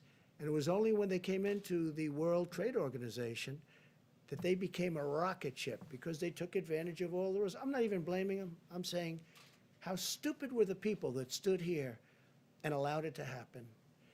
But we don't allow that to happen. And if they don't treat us fairly, we'll leave. But now we're starting to win cases. How about somebody new for a change? Come on, Hi, go Mr. ahead. President. As many schools and school districts are closing across the country. Florida Governor Ron DeSantis has not ruled out closing or opening out schools in May, saying that many kids are not vulnerable to this disease. Do you agree with that assessment, and do you believe that schools, would you recommend that schools open up and to those states that have Well, I have a lot of confidence in Ron DeSantis, a lot of faith in Ron DeSantis to make the right decision. He's doing a great job as governor. Ron DeSantis, I had read where he's thinking about opening up the schools earlier than the date, the end of the month. I'd have to look at the numbers. But again, you know, I like to allow governors to make decisions without overruling them. Because from a constitutional standpoint, that's the way it should be done. If I disagreed, I would overrule a governor, and I have that right to do it. But I'd rather have them, you can call it federalist, you can call it the Constitution, but I call it the Constitution. I would rather have them make their decisions. But he's made a lot of good decisions, and he hasn't said he's going to, but he's thinking about it, so I'll take a look at it. If I can ask a follow-up to one of the doctors, if you allow children back in the schools, you know, wouldn't that pose a threat to spreading the virus even further to some of those vulnerable Well, I think the answer is people? obvious, but if you want, either, would you want to just talk about that, maybe? Tony? Kicks me up here, right? I know, it's, I think we know the answer to that. Yeah, I mean, from pure public health issues is that if you have a situation in which you don't have a real good control over an outbreak and you allow children to gather together, they likely will get infected. And if they get infected, the likelihood that they will bring the infection home. So that really is a risk. I don't know the situation at all in any detail, and I'm not specifically speaking about Florida. I'm just speaking generically about what happens when you have infections in the community and you have a congregation of people, such as in classrooms, that's a risk. Has anyone under 25 died, Dr. Fauci, in the country? Yes. The governor Yes. said that no one under 25 has died. I guess you could clarify that people under 25 can die as a result of this. Maybe in Florida they have. Yeah, I'm not sure. Again, In the country. okay, let's do that because I don't want to have to be answering for a particular state. Yes, people under 25 have died of coronavirus disease in the United States of America. If you reopen the country in May and there's a new outbreak or a spike in infections, are you open to the idea of shutting the country down again? Depending on the outbreak, yeah. You would be open Depending, I mean, and that's happened, as you know, with a couple of countries. You know what I'm doing? I'm watching other countries. In many cases, they're ahead of us from the standpoint that it attacked them before us. It hit them first. And I'm watching what's happening with respect to certain other countries, some of them obvious, some of them less obvious, and what they're doing and the success that they're having. And that's going to play a large part of the role. We're also setting up a council of very, very great doctors and business people. We're going to be announcing it on Tuesday. Of some great people. The Economic task force. There's a second task force? This is beyond economic. This is really, I call it the Opening Our Country Task Force, or Opening Our Country Council, so we don't get it confused with Mike's task force, which has done so great. And we're going to have the great business leaders, great doctors. We're going to have a great group of people. We'll probably do it by teleconference because we don't really want them traveling in for their own purposes. I don't think it would look good also, but we don't want them traveling in. So we'll do teleconference. We did one the other day with the banks, and it was very successful, the teleconference itself. And we'll be announcing names on Tuesday, who's on that. And that'll play a role, but ultimately I have to make that decision. And then I'll have to make a decision, do we close a little area that's a hot spot? I do say this, Jim, I want to get it open as soon as possible. This country was meant to be open and vibrant and great, not where people are, staying and. Are you determined to do I'm May not, 1st? I would love to open it. I'm not determined anything. The facts are going to determine what I do. But we do want to get the country open, so important. So I'll have a task force, I'll have a council. It's going to be announced on Tuesday with names that you have a lot of respect for, a lot of great names, different businesses, different people. Bipartisan. I didn't even ask. I mean, honestly, I think it's bipartisan. The one thing I didn't ask, are you Republican or a Democrat? Hard to believe, but I didn't ask. So it would be. And I want their views on what they think. also very important different parts of the country. Because you go to the Midwest, it's different than perhaps the East Coast or the West Coast. Now, the West Coast, those numbers are really pretty amazing on the West Coast. Very interesting. So we're going to be announcing that in a very short while, probably Tuesday. Go ahead, please. Thank you, Mr. President. Government officials in Latin American and Caribbean nations, Bahamas, Cayman Islands, have been saying that U.S. authorities are blocking the shipment of PPE in certain cases, and I'm wondering if you could speak to that as Well, what is they're the doing, cause? we have a tremendous force out there, naval force, and we're blocking the shipment of drugs. So maybe what they're doing is stopping ships that they want to look. We're not blocking. What we're doing is we're making sure we don't want drugs in our country. And especially with the over 160 miles of wall, it's getting very hard to get through the border. They used to drive right through the border like they owned it, and in a certain way they did. They could drive right, they had human trafficking, they had, all of a sudden they have a powerful wall up, and they're not driving through that wall. That wall is tough, and it's also loaded up with equipment, cameras and sensors and everything you can think of. On top of that, we have drones flying back and forth over it. So it's a very powerful barrier between Mexico and the United States.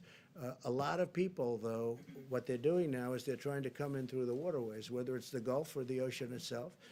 And what we're doing is we're being very tough, and we're being tough because of drugs and also human trafficking. And remember, the human trafficking is mostly females.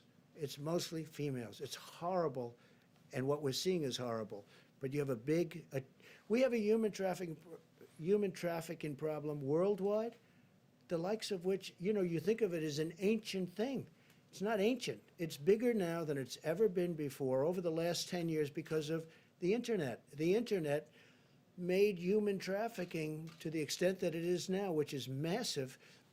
The internet made it so big. So we have a big naval force that's stopping. So maybe when you mention that, maybe their ships are getting caught. But we are stopping a lot of ships, and we're finding a lot of drugs. Yeah, please. Thank you, sir. On the additional money for small I meant you, but that's okay. Go ahead, we'll do this. Sorry. Go ahead. On the additional money for small business, apparently Treasury Secretary Mnuchin speaking with the Democrats in Congress. Yeah. Are you allowing Are you talking him to- about the new? the new $250 billion. $250. Are you willing to give into the Democratic demands for additional money for hospitals, states, and cities in that interim round of I'd rather funding? have that be in phase 4. I don't deny it.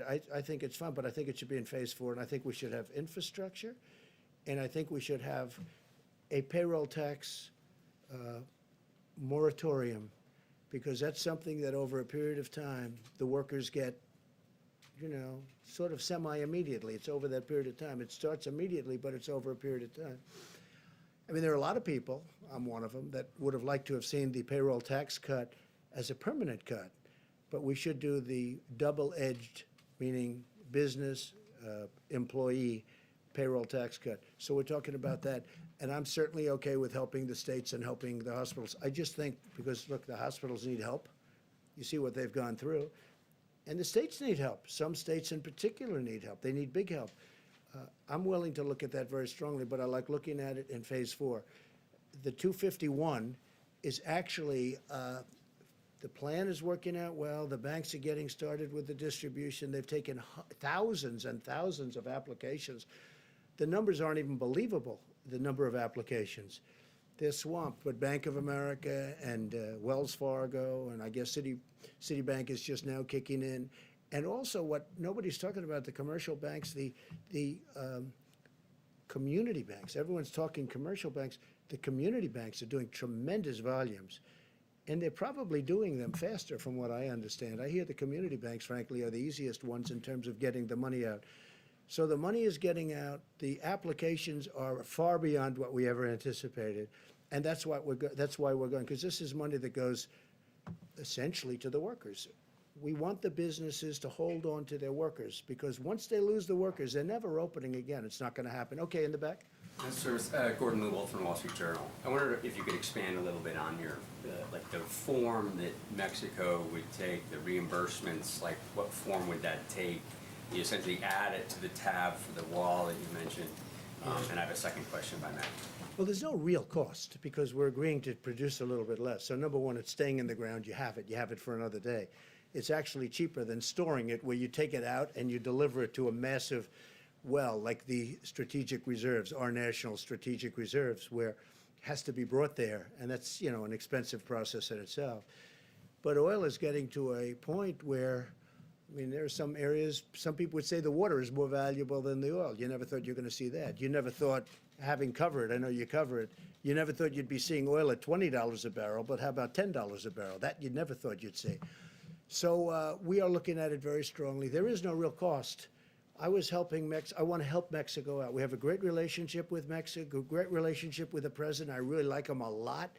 He's been terrific to us on the border because he stopped. You don't see the caravans coming up anymore. You don't see all the problems. When I took office, it was unbelievable what was going on. And they have been helping us a lot, and we've been helping them a lot. You know, they make product for us, they sell it to us, and it's fine. It's a good relationship. And sometimes it's a great relationship. So he could not have done any more than that. And I think there was political reasons for that for him that other nations don't have. They don't have that. You know, the nations that we're talking about, the 22 other nations that we're talking about, they just don't have that problem. So it doesn't cost us anything, and yet it's very valuable. We will be reimbursed in the future, maybe in the near future, maybe in the more distant future, but we'll be reimbursed by Mexico in a certain way, and it'll be fine. But we get Mexico over the hump. Now, with all of that being said, that doesn't mean the deal's going to happen anyway, because they still have a lot of different states. But this was one of the stumbling blocks. Okay, go ahead. If I may, China and some other countries have been particularly active, seen as maybe taking advantage of the U.S. during this process. During this period. China particularly active in the South China Sea. You've got a carrier down, obviously. What's your message to some of these adversaries and competitors? Well, look, the way I view it is this. China has taken advantage of the United States for 30 years, okay? I mentioned the World Trade Organization. China has taken advantage of us through that and using rules that are unfair to the United States, and they should have never been allowed, this should have never been allowed to happen. When China joined and was allowed to join under those circumstances, the World Trade Organization, that was a very bad day for the United States because they had rules and regulations that were far different and far easier than our rules and regulations. Plus, they took advantage of them down to the last, and you know China and you study China, and you know what I mean. They took advantage of them like very few people would even think to take advantage of them. And again, they are considered, right, a developing nation. We are not considered a developing nation. They're given advantages. Okay. For many years, China has ripped off the United States. And then I came along. And right now, as you know, China's paying 25%, and we've taken in billions and billions and billions of dollars in tariffs from China. And I know a lot of the people kept saying, oh, no, we're paying. Well, we're not paying. You know, countries are different. Not every country is China. But China would devalue their currency, and they'd also pour out money. And they essentially were paying most of those tariffs, not us. And as you know, we've taken in tens of billions of dollars. They targeted our farmers. But we took in so much money that I was able to give back. One year it was 12 billion, one year it was 16 billion. I was able to give back our farmers the money that they were targeted, hurt. China bought 12 billion and bought 16 billion. 1 year 12, 1 year 16. I was able to give them back the 12 and then give them back to 16, the farmers. And they weren't targeted, and they're all in business. Now we're doing it because they got targeted in a different way. Now I'm going to be very interested to see. So we signed a deal with China, and under that deal, they're supposed to buy substantially in excess of $200 billion from us. That's not only farm product, it's manufacturing product, it's lots of different things. They're going to buy a lot. I just want to see if they live up to that deal. I know President Xi, I would say he would live up to the deal. But remember this, I never took off the tariff. It's still 25%. That's how big. 25% of $250 billion. So for the first time, and you saw also, now again, I'm going before the virus hit, because that's sort of like, that's like, let's start all over again. Okay, I can't tell you that yet because that chapter hasn't been written yet. But go up a few weeks ago, the deficit with the United States and China was coming way down. Nobody's seen that. Nobody's ever seen that before. But the deficit has come way down. So now we start a new chapter. And I can only tell you, if a smart person is standing where I'm standing, we're going to do very well with China. Okay? And I think I have to also say this. I think our relationship and having the relationship I have with China is a good thing. But for the first time, we're benefiting instead of being the sucker that could, that got taken advantage for years. Nobody. I said to China, how did this ever happen? I got to know them very well. I said to them, representatives of China at the top level, you know who I'm talking about. I say, how did this ever happen? They looked at me and they said, but nobody ever called us. We didn't have a deal. It's not like we had a bad deal. We had worse. We didn't have any deal at all. So they just took advantage. Think of it, $500 billion a year deficit. Not 500 million's a lot of money, right? It's not, everyone thinks I made a mistake when I say 500 trillion. No, you mean 500 million. No, I said $500 billion a year deficit with China for a long time. But it was 200, it was 300, it was 400, it was 500, 556 billion, 507, $500 billion plus a year deficit with China. Now I'm charging them tariffs. And it's very interesting. A lot of people that don't want to do that, they all agreed because China has taken advantage of this country like nobody has ever taken. We have built China with the money we gave them. Now, I give them a lot of credit, okay? I give them a lot of credit. They did it.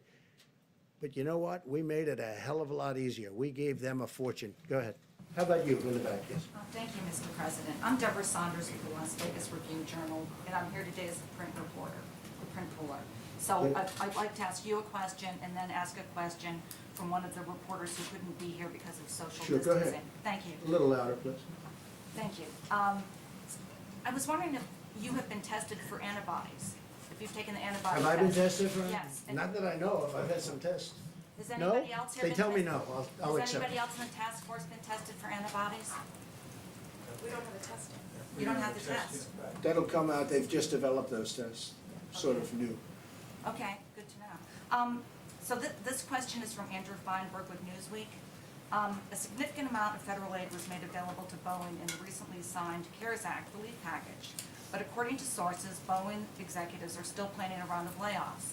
So should Boeing or any company that accepts federal aid to stay in business during this pandemic be penalized for laying off workers after doing so? Yeah, well, the aid hasn't been given yet, but they will be asking, in my opinion. They haven't even asked yet. Boeing has not asked for aid yet, but I think they probably will.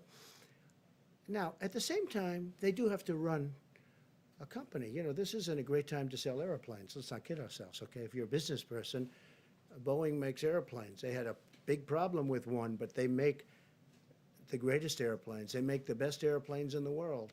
They had the problem with one. They got it too complex. It becomes so complex. You have to be number one in your class at MIT to be able to fly it. It's a mistake. Every 2 years, they want to make it more and more.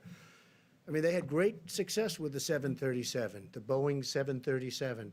Then all of a sudden, they do the MAX, and they say, let's make it more complicated. Let's put on different engines. Let's do this. Let's do that. It was not exactly a good decision. Bad decision. Very bad, horrible decision. Number one, human lives, and number two, horrible what's happened to the company. Here's a company, from a business standpoint, was like probably the greatest company in the world, in my opinion. I think it amounts to 1% of GDP. Some people say it's a half. I think it's 1. But here's one of the greatest companies anywhere in the world, maybe the greatest. And boom.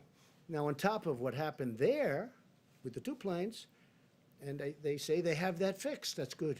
They say they have it fixed undisputably. In fact, somebody said, they gave me something. I said, you should say it that way. They said, sir, this is now the safest airplane in the air. I said, that's what you should say. That's a very good statement. It's the safest airplane in the air. That's a very good statement. You should use it. I said, by the way, you're changing the name? But whether you do or not, you should use that. But he said that. A Boeing person said to me, it's the safest airplane in the air. That's a great thing. But we know they're gonna need help. Now, does that mean they're gonna need help and they should keep people that they absolutely don't need? That business is a very cyclical business, like many businesses, frankly. So that determination hasn't made. They have not spoken to us yet. I think they will be. Maybe they won't need help. That'll be great. Look, Boeing made so much money. Who would have thought they could have made all of those planes that are parked all over the place? In many cases, I guess payments not made. But who would have thought they could do that and they're still a solvent company, okay? I mean, what a tragic thing happened in numerous ways, but also economically. So when they see us, making sure that Boeing is strong again is very, very powerful and very important, and we'll do whatever is necessary to do. Please. Yeah, thank you. I have a quick one and then a longer one. First of all, have you had a chance... Should we keep this going, everybody? Huh? You're the president. Jim wants to leave. No. Keep it going for a while, yes? I mean, we have time if you want. You're not gonna criticize me that the conference was too long? You know, if I leave short, yesterday I left short. It was too short. If I stay too long, they say it was too long. Someday we're gonna get it just right, okay. Should we continue? Should we continue? Yes? Well, at least answer my questions, yeah. Okay, let's, at least for your question. Have you had a chance to speak to... Not a bad point. Have you had a chance yet to speak to Boris Johnson since he came out? I have not, no. I have a call just to wish him well to his group. No, I don't want to be calling him now. I want him to get better. He's a great guy. He's become a friend of mine, a real friend of mine. You know, he has a great feeling for our country. Obviously for his country, he loves it. He's a tremendous guy. And a slightly more complicated He's one. become, I think he's probably right now, he was very high to start. I think he might be 100% popularity right now. I think he's, you know, they talk about approval polls, right? You ever hear that term? I'm sure you never heard that. I hear it all the time. His approval rating must be about 300%. But he's a great guy. He was a great guy before, and I think people see what he's been through. What he's been through is incredible. And they say a big turn. So let's see what happens. Let's hope. If I may, where do you see the use of something like immunity certificates or documents or passports when we get to antibody... Something like, excuse me? Immunity certificates. Once we get to antibody testing, whether this will be a useful way... Well, I see a lot of, yeah, I see a lot of different things. We're going to be very careful for who comes into the country. Look, my opposition party wants to have open borders. This is a case where I'm very glad that my position is I don't want open borders. I want very strong borders. That includes not only on the southern border, our southern border with Mexico, and you could also say our northern border with Canada.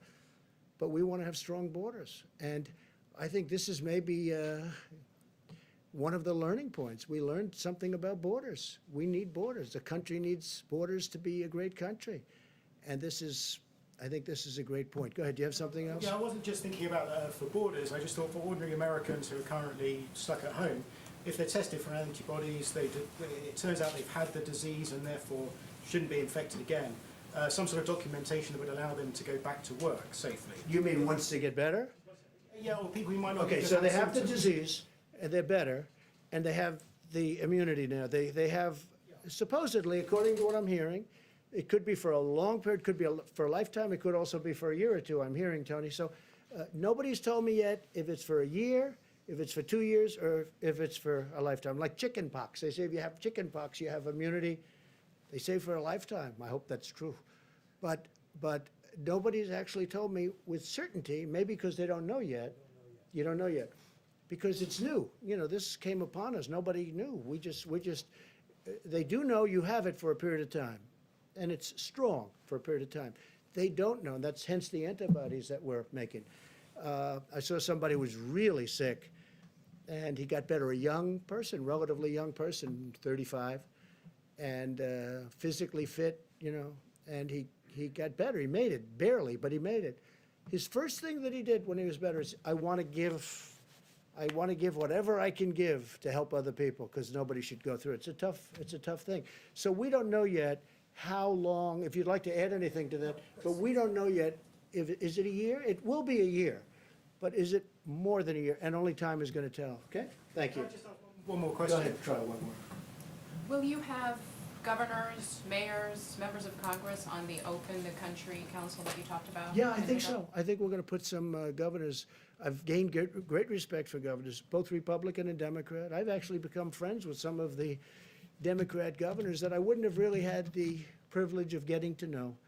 And Governor Murphy of New Jersey is a very liberal guy. I'm not, but we've had a great relationship. John Bell, as you know, I call him John Bell, but John Bell Edwards, people call him John Bell, sort of a cool name. From Louisiana, I have a very good relationship with him. Gavin Newsom, honestly, I think we've fight on every, hey, we're fighting right now. I want automobiles to be made cheaper and safer and stronger, but you save $3,000-4,000 per auto, and environmentally equal, or better, maybe. And we're fighting on that. We're fighting a lot of different things. We fight on the border. He wants open borders. I want people to come into our country illegally. But I've gotten very friendly with Gavin Newsom. He's done a very good job here. I think I've gotten very friendly. I mean, he's been, I think, sort of a friend of mine for a long time. Don't get to see him much, but Governor Cuomo of New York, we talk all the time. I told you, I spoke to him literally the last call just before walking in here. I've really developed a lot of good friendships with the governors, and including governors, I think Mike DeWine, Republican, but I think he's done a great job in Ohio. So yeah, I want to put on both parties. I want to have some governors. I'm not going to have all of the governors, but I'd like to put some representative governors on the council. Yes, I would like to do that. Any to serve? Yes. I have. I've asked a couple of them. They've all said yes. So far, everyone said yes. I think everybody would like to be on that council. That's a very important council. Go ahead in the back. You haven't gone yet. Thank you, Mr. President. Two questions, if I may. Do you have a message to those pastors who are still planning to have Easter services, defying the public health guidelines? Well, so you're going to have to say it louder. To those what? To those pastors who are still planning to have Easter services in person. Pastors who Oh, are the pastors. I defying, didn't understand your word. Okay. You have a very nice voice, but it's a little bit low, and you're far back. I've had talks with the pastors, and most of the pastors agree. And it's a very complex subject, let's face it, for the obvious reasons. I don't have to go into it. Most of the pastors agree that they are better off doing what they're doing, which is distancing. They feel that let's get this over with, and they want to get back to church so badly. I mean, can you imagine we have Easter Sunday, and I'm going to be watching Pastor Robert Jeffress, who's been a great guy. Did I tell you? He's been a great guy, and I'm going to be watching on a laptop.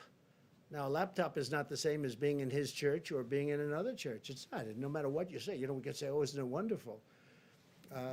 But I've done this for 3 weeks, and they've had tremendous, I let people know who it is. They've had the biggest audiences they've ever had. They have millions of people now watching, and people are really liking what they're hearing.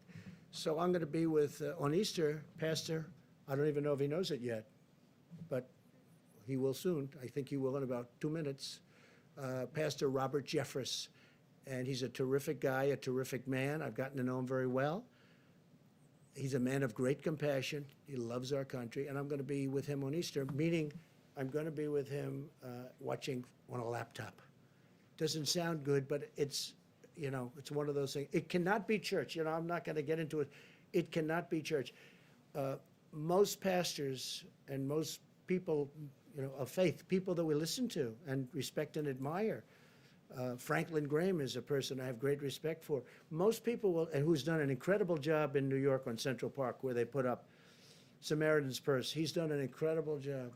The son of the late, great Billy Graham. His family is incredible. He's incredible. Franklin Graham, the job he's doing he loves to do it. He has such a passion, and that's why he's so good at it. He does it with incredible love. And he will tell you, we're all saying we've got to get our country cured. I know there are some pastors and ministers and others that want to get together. And I have great respect for them. 2 of them I know. But I would say first, I'm a Christian, heal our country. Let's get healed before we do this. And if there's time to do that, we'll do it for hopefully the rest of our lives. Please. Thank you. The Mercy and the Comfort seem to be underutilized at the Yeah. moment in Los Angeles and New York. Is there any consideration either to sending the medical units into the cities to help Yes. the hospitals there, or to moving the hospital ships? So the Mercy and the Comfort were sent when projections were much higher. And I say, Tony backed it up. Deborah made the statement.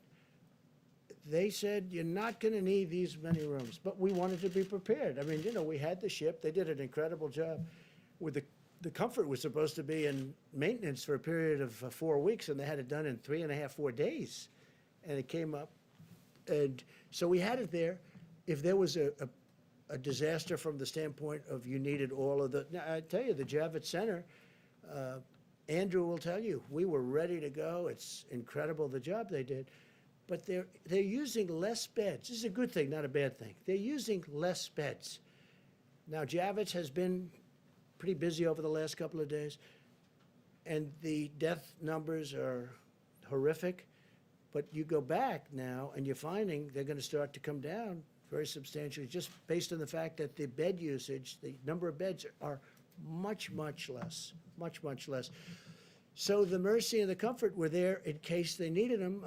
Los Angeles, where you have the one, and New York, where you have the other. They just don't. Fortunately, we haven't hit numbers where they would have been used.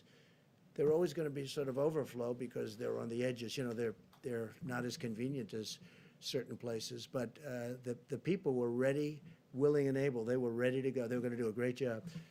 But fortunately, we don't need, just like we didn't need as many ventilators. When they were asking in New York for 40,000 ventilators, I had experts, these people, I listened to them. They said, you'll never need that many. And they were right. And New York now has its, and I dealt really well with Mayor de Blasio. We got him a lot of ventilators. We got Andrew a lot of ventilators. But we never felt you needed the numbers that you were talking about, and we were right on that. Now, with all of that being said, we have a lot of ventilators ready to go. We have almost 10,000 in the stockpile. That 10,000 can move rapidly. We can be within 24 hours almost anywhere. And hopefully we're not going to have to be, but it's really, this has been a great military operation. It hasn't all been military because we're dealing with great companies. We have companies that are making masks, and we're all set up on the mask tool. I just told you we have an order coming in soon, 500 million masks, 500 million. We have companies, you know the story with GM or 3M, also GM, but 3M is doing a great job. I spoke to the CEO the other day. We settled it out. We had a dispute with them, and it's now all settled. And I think they're trying to show the country something, maybe me, but the country something. So we've done, you know, I think, and not me, I'm not talking about this country, our country, the people that are doing it, Army Corps of Engineers, FEMA, these people sitting right here, people that we have in the back that are watching every word that we're saying, they've done a fantastic job. They really have done a fantastic job. Please. Thank you, Mr. President. I wanted to ask you a question about testing. And you've mentioned the impossibility of testing the entire American public. So has Well, what do we have? the So- Surgeon General. Hold on. What do we have, 350 million people? You're going to do 300? That's not what I'm getting at. What I'm getting at is priorities. And Dr. Birx has mentioned how there have been priorities in certain regional parts of the country. And I wanted to ask you specifically about one industry in particular, and that's food processing plants. Is there a priority to get testing at food processing plants all across the country? Well, you're asking that because of what happened. It's a fair question, too. What happened in Denver? Because in Denver, I've never seen, I said, what's going on? We're looking at this graph where everything's looking beautiful and it's coming down, and then you got this one spike. It's, I said, what happened in Denver?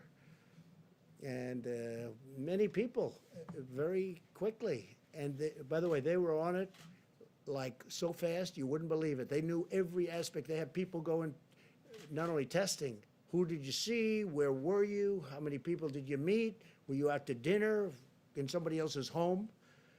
Where were you? Where did this number of people come from? They are totally on it. Now, this just happened. I just saw it this morning. I'm looking at everything smooth, going down. topping out. Then you have this one spike in Denver. It's like, where did this come from? So we'll be looking at that, and we don't want cases like that happening. But this is the kind of thing can happen. This is very complex. This is a very brilliant enemy. You know, it's a brilliant enemy. They develop drugs like the antibiotics. You see it. Antibiotics used to solve every problem. Now one of the biggest problems the world has is the germ has gotten so brilliant that the antibiotic can't keep up with it. And they're constantly trying to come up with a new. People go to a hospital and they go for a heart operation. That's no problem, but they end up dying from problems. You know the problems I'm talking about. There's a whole genius to it. We're fighting, not only is it hidden, but it's very smart, okay? It's invisible, and it's hidden, but it's very smart.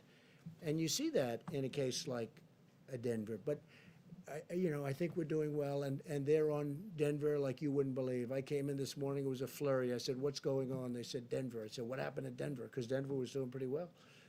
And they've got that under control. But yeah, that would be a case where you do some very big testing. Peter? Mr. President, we learned that more than 16 million Americans filed for unemployment over the past 3 weeks. It's Good Friday. It's payday. We are seeing troubling, paralyzing lines at food banks around the country. What do you say to those Americans in need right this moment? Number one, I love them. Number two, we're working really hard. It wasn't their fault what happened. Sometimes they don't do a good job and they lose their job. That's one thing. This is a case where we take the strongest economy in the history of the world, which is what we had. More people working in the United States, Peter, than ever before. Almost, look at the numbers, 160 million people, almost, just short of 160. Excuse me. So we have the greatest economy we've ever had. And by the way, black unemployment, Hispanic unemployment, Asian unemployment, the best numbers we've ever had in virtually every way. And then you get hit like this. And it's traumatic. People that had great jobs, that went out to dinner and they didn't have any problems, they take their family, they were making good salaries, all of a sudden, you use the term cold turkey. It's cold turkey. They go from that to having no money and waiting for their checks, which are being processed very rapidly, but they have to go out and look for money. It's a terrible thing. All I say is we love them. We're working so hard, and they're going to be back. And I hope they're going to be back even stronger than before. Let me ask you about that if I can, just to follow up then. You chose not to do a national stay-at-home order. Now that you say you want to reopen parts of the economy, what authority do you have to do that? Isn't it ultimately up to the states to do that? Yeah, no, it's really, the states can do things if they want. I can override it if I want. But the national stay-at-home, just so you understand, 95% of the country is stay-at-home. Like as an example, I was speaking with the great governor of Texas, Greg Abbott, the other day. He has a stay-at-home. A lot of people didn't even know it. But he had a stay-at-home. Some people reported Texas wasn't. He had a very strong stay-at-home. 95 to 96%, South Carolina, as you know, has it, which at one point, a week ago, they didn't have South Carolina. Another great governor, McMaster. 95% of the country is covered. Now, the states that aren't, and again, constitutionally, from a federalist standpoint, if I thought there was a problem, if I saw a state with a problem, I would absolutely demand it. But they're doing great. And the states that aren't are states that have not had a big problem. What authority do you have to reopen right now? The same way that it's up to the states to shut it down, it's Yeah. up to them to reopen. What authority I do you have great authority if I want to use it. I would rather have the states use it. I would rather, and this is so shocking for me. A lot of people are saying, wow, he's really very reasoned, isn't he? A lot of people are shocked. They think I'd do it. I have absolute authority to use it. But so far, our relationship with governors and the job they're doing, I haven't had to do it. Would I do it if I saw a state that was out of control and they didn't have the stay-at-home policy? I would do it in a heartbeat. Jeff?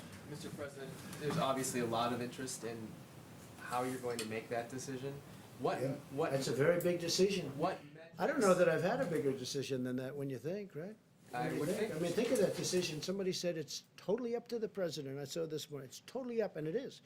I don't know that I've had a bigger decision, but I'm going to surround myself with the greatest minds, not only the greatest minds, but the greatest minds in numerous different businesses, including the business of politics and reason. And we're going to make a decision, and hopefully it's going to be the right decision. I will say this, I want to get it open as soon as we can. We have to get our country open, Jeff. Can you say, sir, what metrics you will use to make that decision? The metrics right here. That's my metrics. That's all I can do. I can listen to 35 people. At the end, I've got to make a decision. And I didn't think of it until yesterday. I said, you know, this is a big decision. But I want to be guided. I'm going to be guided by them. I'm going to be guided by our vice president.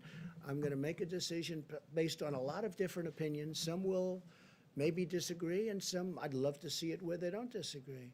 Will there be risks? There's always going to be a risk that something can flare up. There's always going to, look at what's happening where countries are trying to get open and there's a flare up and they'll go.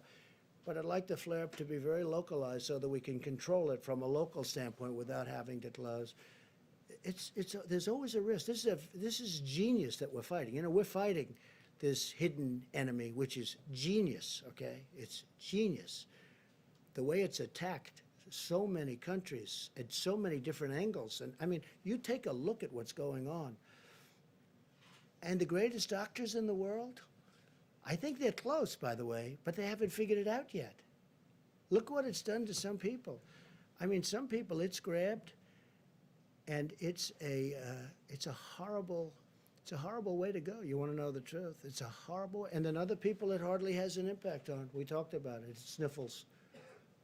It's less. They don't even know they had anything. And some people. I looked at New York this morning, and I look at what's happening and the amount of people that are dying, and dying, violently dying. It's a very tough adversary, but we're going to win, and we're going to win it. We're going to win it very decisively. I'm going to have to make a decision, and I only hope to God that it's the right decision. But I would say, without question, it's the biggest decision I've ever had to make. Follow-up for the doctor, if I may, for Dr. Fauci and Dr. Birx. The models, as I understand them, are based on social distancing continuing through May. Is that correct? And if you were to open the economy on May 1st or sometime during that month, would that impact the models in terms of the deaths that you expect? Want to answer that? We're taking turns today. Good. Good. So the model, the IHME model, does state that it's through May. We've had these model discussions, haven't we, for weeks now. So the models are informed by the data, and you can see how much that model has shifted on the amazing work of the American people. So I think that's what we're evaluating right now. Remember when I talked yesterday, I've been in public health a long time. I have never, except for Ebola, where we worked very closely with the communities about specific issues, we've never taken a countrywide or a global-wide approach to mitigation. This is unprecedented. I will tell you there is nothing in the literature about specifically what to expect, and I think that's why the models continue to modify themselves based on what actually has happened with social distancing and hand washing and all of the pieces that the American people are doing, the decreasing, the closing of the bars, the closing of the restaurants, no communal eating. That was thought to be a very big issue in many of the other cultures that went through this virus. So the models continue to evolve based on the impact. And so therefore, it makes it very difficult to interpret each component of social distancing and which ones are absolutely critical. Now, there's a way to do that in multivariate analysis potentially. Now, I want everyone to understand there are states that are testing. There are states that are doing contact tracing. So, I mean, I think sometimes we get, we look at what New York is doing and Detroit, and we forget that there's a Utah and a New Mexico and a North and South Dakota and a whole series of states that have been doing testing and contact tracing and have been testing at rates higher than that per capita rate that we all have discussed. So we're looking at that. What did they do? Where are the most vulnerabilities? Where are the outbreaks most likely to occur? And that's why I've been talking about nursing homes, because we do believe that there's a relationship between age and seriousness of disease. Not to say that there can't be young people with serious disease, but proportionally, it's a smaller piece with serious disease. And so when you have that kind of spectrum where the older and the more complicated, the higher the severity, you get the impression that there may be more asymptomatic in younger age groups, and that's where the antibody test comes in. So when you put all these pieces together, you're trying to understand where would be the first signals.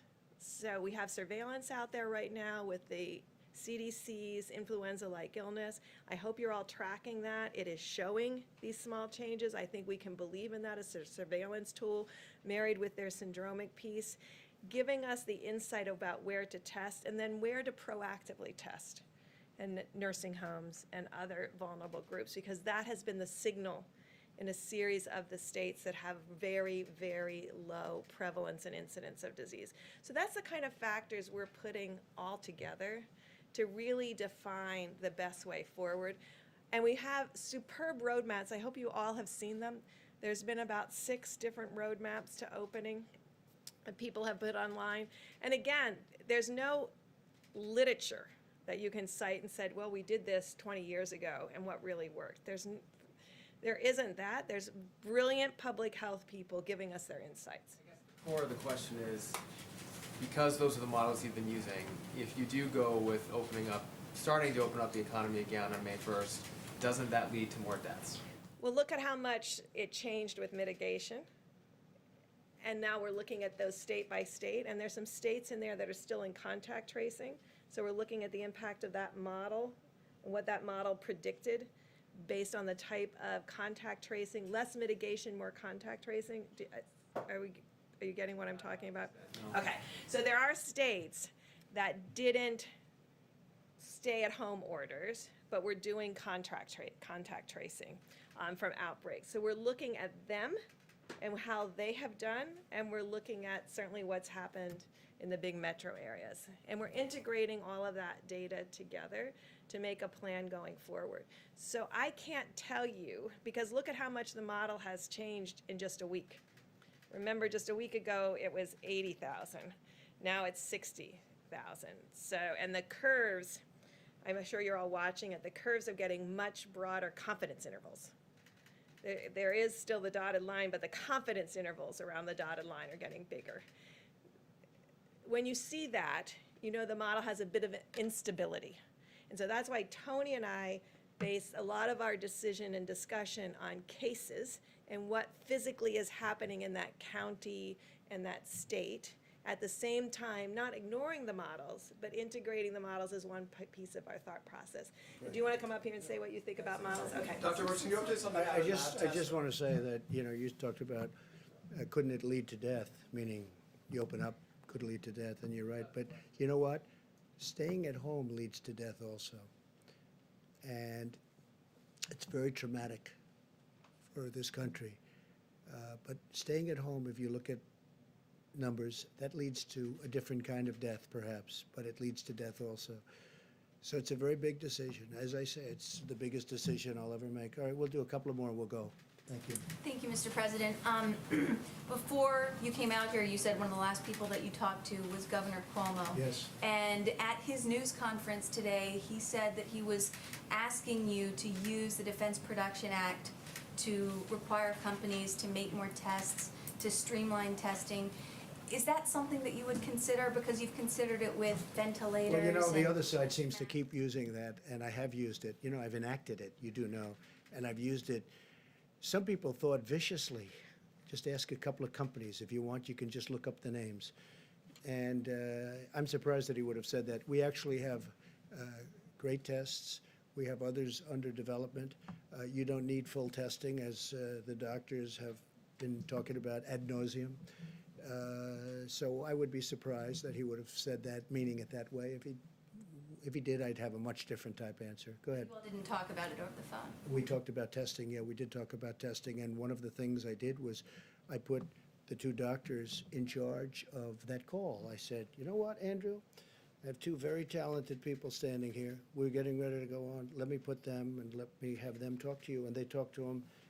really at length, and I think by the time they finished, he understood what we were saying. He understood it very clearly, okay? One more question, please. You've talked a lot this week about holding the World Health Organization responsible Yeah. for its response to the coronavirus. I'm curious if you've given any more thought to holding China financially responsible for the part that it played I and the understand. economic toll that it's taking on the American people. Yeah, I understand the question very well. Look, nobody has done to China or treated China as strongly as I have. Use the word strongly. As you know, you've reported on it. Billions and billions of dollars is flowing into our treasury because of what I've done with China. I think it's a very sad thing that happened. And I think if people knew, including the World Health Organization, and I do believe they knew, but they didn't want to tell the world.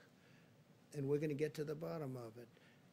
And we'll have reports on all of this, and we are not happy about it. But I wanted to leave the World Health for later. And I can tell you that we're constantly in touch with China. We're talking to China. And we've expressed how we felt. We're not happy about it. We're not happy about it at all, Kristen. Okay, one or two more? Yeah, Jim? Mr. President, we hear from a lot of people who see these briefings as sort of happy talk briefings. And No happy talk today? and some of the officials paint a rosy picture of what is happening around the country. If you look at some of these questions, do we have enough masks? No. Do we have enough tests? No. Do we have enough PPE? No. Why would you say no? Do we have I enough think the medical answer is equipment? yes. I think the answer is yes. Who said no to that? I'm saying this No, is. no, what- you're saying no, but who we said hear- no? we But you hear asked me, do we from- have enough We hear masks? from Yes. doctors, we hear from No, no, you health didn't say experts. that. You said, do we have enough masks? Does the country- Yes. does- Do we have enough tests? Yes. Plus, we're developing new tests. But they're not- Do we have enough ventilators? Yes. Do we have enough hospital beds? Yes. We've built 20,000 hospital beds. We have enough hospital beds. Go ahead, Jim, let's go. What do you say to, I mean, you watch the coverage. You know what I You're say? watching a lot of the coverage. Well, a lot of it's These fake news. doctors who, no, A lot of it's fake not- news. A lot of it's fake news. Let me just tell When you. the doctors The- and the the medical experts come governors- on our air the and governors say that we reported- don't have enough tests, we don't have enough The governor, masks. yeah, depending on your air, they always say that, because otherwise you're not going to put them on. Let me just tell you something. The governors have said, last night, they had a group of governors, 14 governors, they were together someplace, and they said, it's been unbelievable what's happened. We've been totally responsive. Ventilators, everyone has the ventilators they need, to a point where we're getting calls from foreign countries saying, you have all the ventilators, can we get some? And we're going to try and help some of these countries. These people have done an incredible job. This is not happy talk. Maybe it's happy talk for you. It's not happy talk for me. We're talking about death. We're talking about the greatest economy in the world. One day I have to close it off. And we did the right thing, because maybe it would have been 2 million people died instead of whatever that final number will be, which could be 60, could be 70, could be 75, could be 55. Thousands of people have died. There's nothing happy about it, Jim. This is sad talk. This is the saddest, these are the saddest news conferences that I've ever had. I don't like doing them. You know why? Because I'm talking about death. I'm talking about taking the greatest economy ever created. We had the greatest numbers we've ever had in almost every aspect of economics, from employment to companies. Look at the airlines. They were having the best year. Now all of a sudden we have to save them. Okay? There's no happy talk, Jim. This is the real deal. And I've got to make the biggest decision of my life. And I've only started thinking about that. I mean, you know, I've made a lot of big decisions over my life. You understand that. This is by far the biggest decision of my life, because I have to say, okay, let's go. This is what we're going to do. When you have hospital administrators. Sure. But you have many doctors that say, unbelievable job. I watched this morning, and I watched a certain network, and it wasn't Fox, and you had doctors saying that we've done an incredible job. You just read off these no, no, no. Well, we have ventilators, we have equipment, we have beds. How about beds? I mean, Governor Cuomo just told me a little while ago, he's got plenty of beds. In fact, they're having a hard time filling Javits Center. We built them 2,900 beds. So that's not a fair question. When you're Jim, look, sanitizing Jim, masks and you're Jim, talking about reusing Jim. PPE, obviously you don't have enough. No, excuse me. We have masks, We have everything. And we were trying to get ready for the surge. And a lot of people said it will never happen. Deborah said it. You'll never need that many beds. They said we needed 40,000 ventilators. 40,000. It's like building a car. 40,000 ventilators. People said, I felt it too. You'll never need that many. Guess what? We're the envy of the world in terms of ventilators. Germany would like some. France would like some. We're going to help countries out. Spain needs them desperately. Italy needs them desperately. Mexico needs them desperately. He asked me last night, would it be possible to get 10,000 ventilators? Within a short period of time, I'll be able to help out Mexico. No, Jim, just the opposite of your question. It's not no, no, no. It's yes, yes, yes. We're in great shape. And you know what? What's happening now is those numbers are horrible. But take a look at the number of beds. We have beds available all over New York. New York really being the epicenter. New York has experienced something that has been absolutely horrific. I saw Hart's Island yesterday. I saw those people being buried yesterday. Fortunately, we have the beds, and you can speak to Mayor de Blasio, you can speak to Governor Cuomo. People can't even believe the job we've done. They can't even believe it. And I give tremendous credit to the military. This has been a military operation with private people. Wait a minute, wait. I give tremendous credit to our military, to the Army Corps of Engineers, to FEMA, to these people. The job they've done is incredible.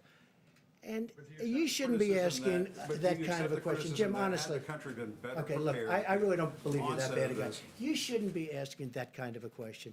You should say, you know what? It's been really incredible what's been happening. Jim, nobody's asking. What governor, let me ask you this.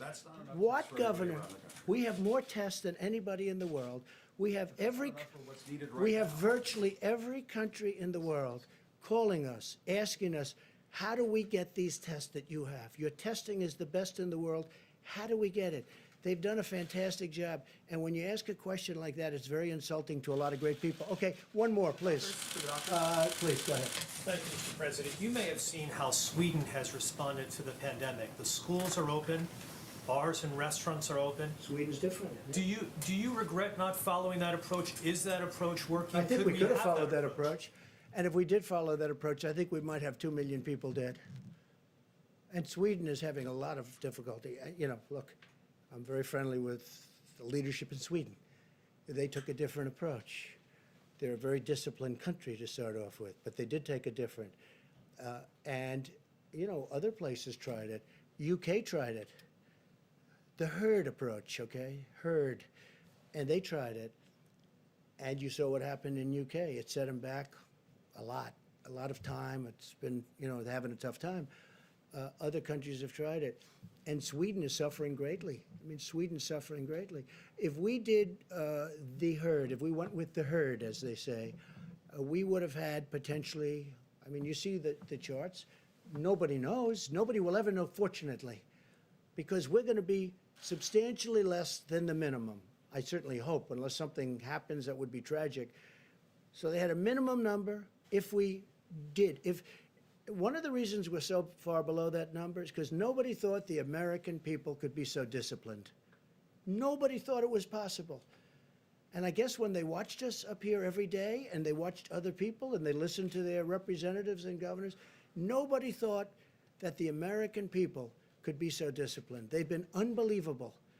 And because of that, so you have a minimum number of 100,000, and then you had the 2.2 number that if we did nothing, if we did just kept working, everybody go to work, people would be dropping dead on the subways. No. If we would have lost 1 million people, take the 2.2 million and cut it in half. Cut it in more than half. Make it 1 million people, okay? Now take that number and cut it in half. Make it 500,000 people. That's if we did nothing, right? It's unacceptable. It's too many people. So we spent more money on stimulus?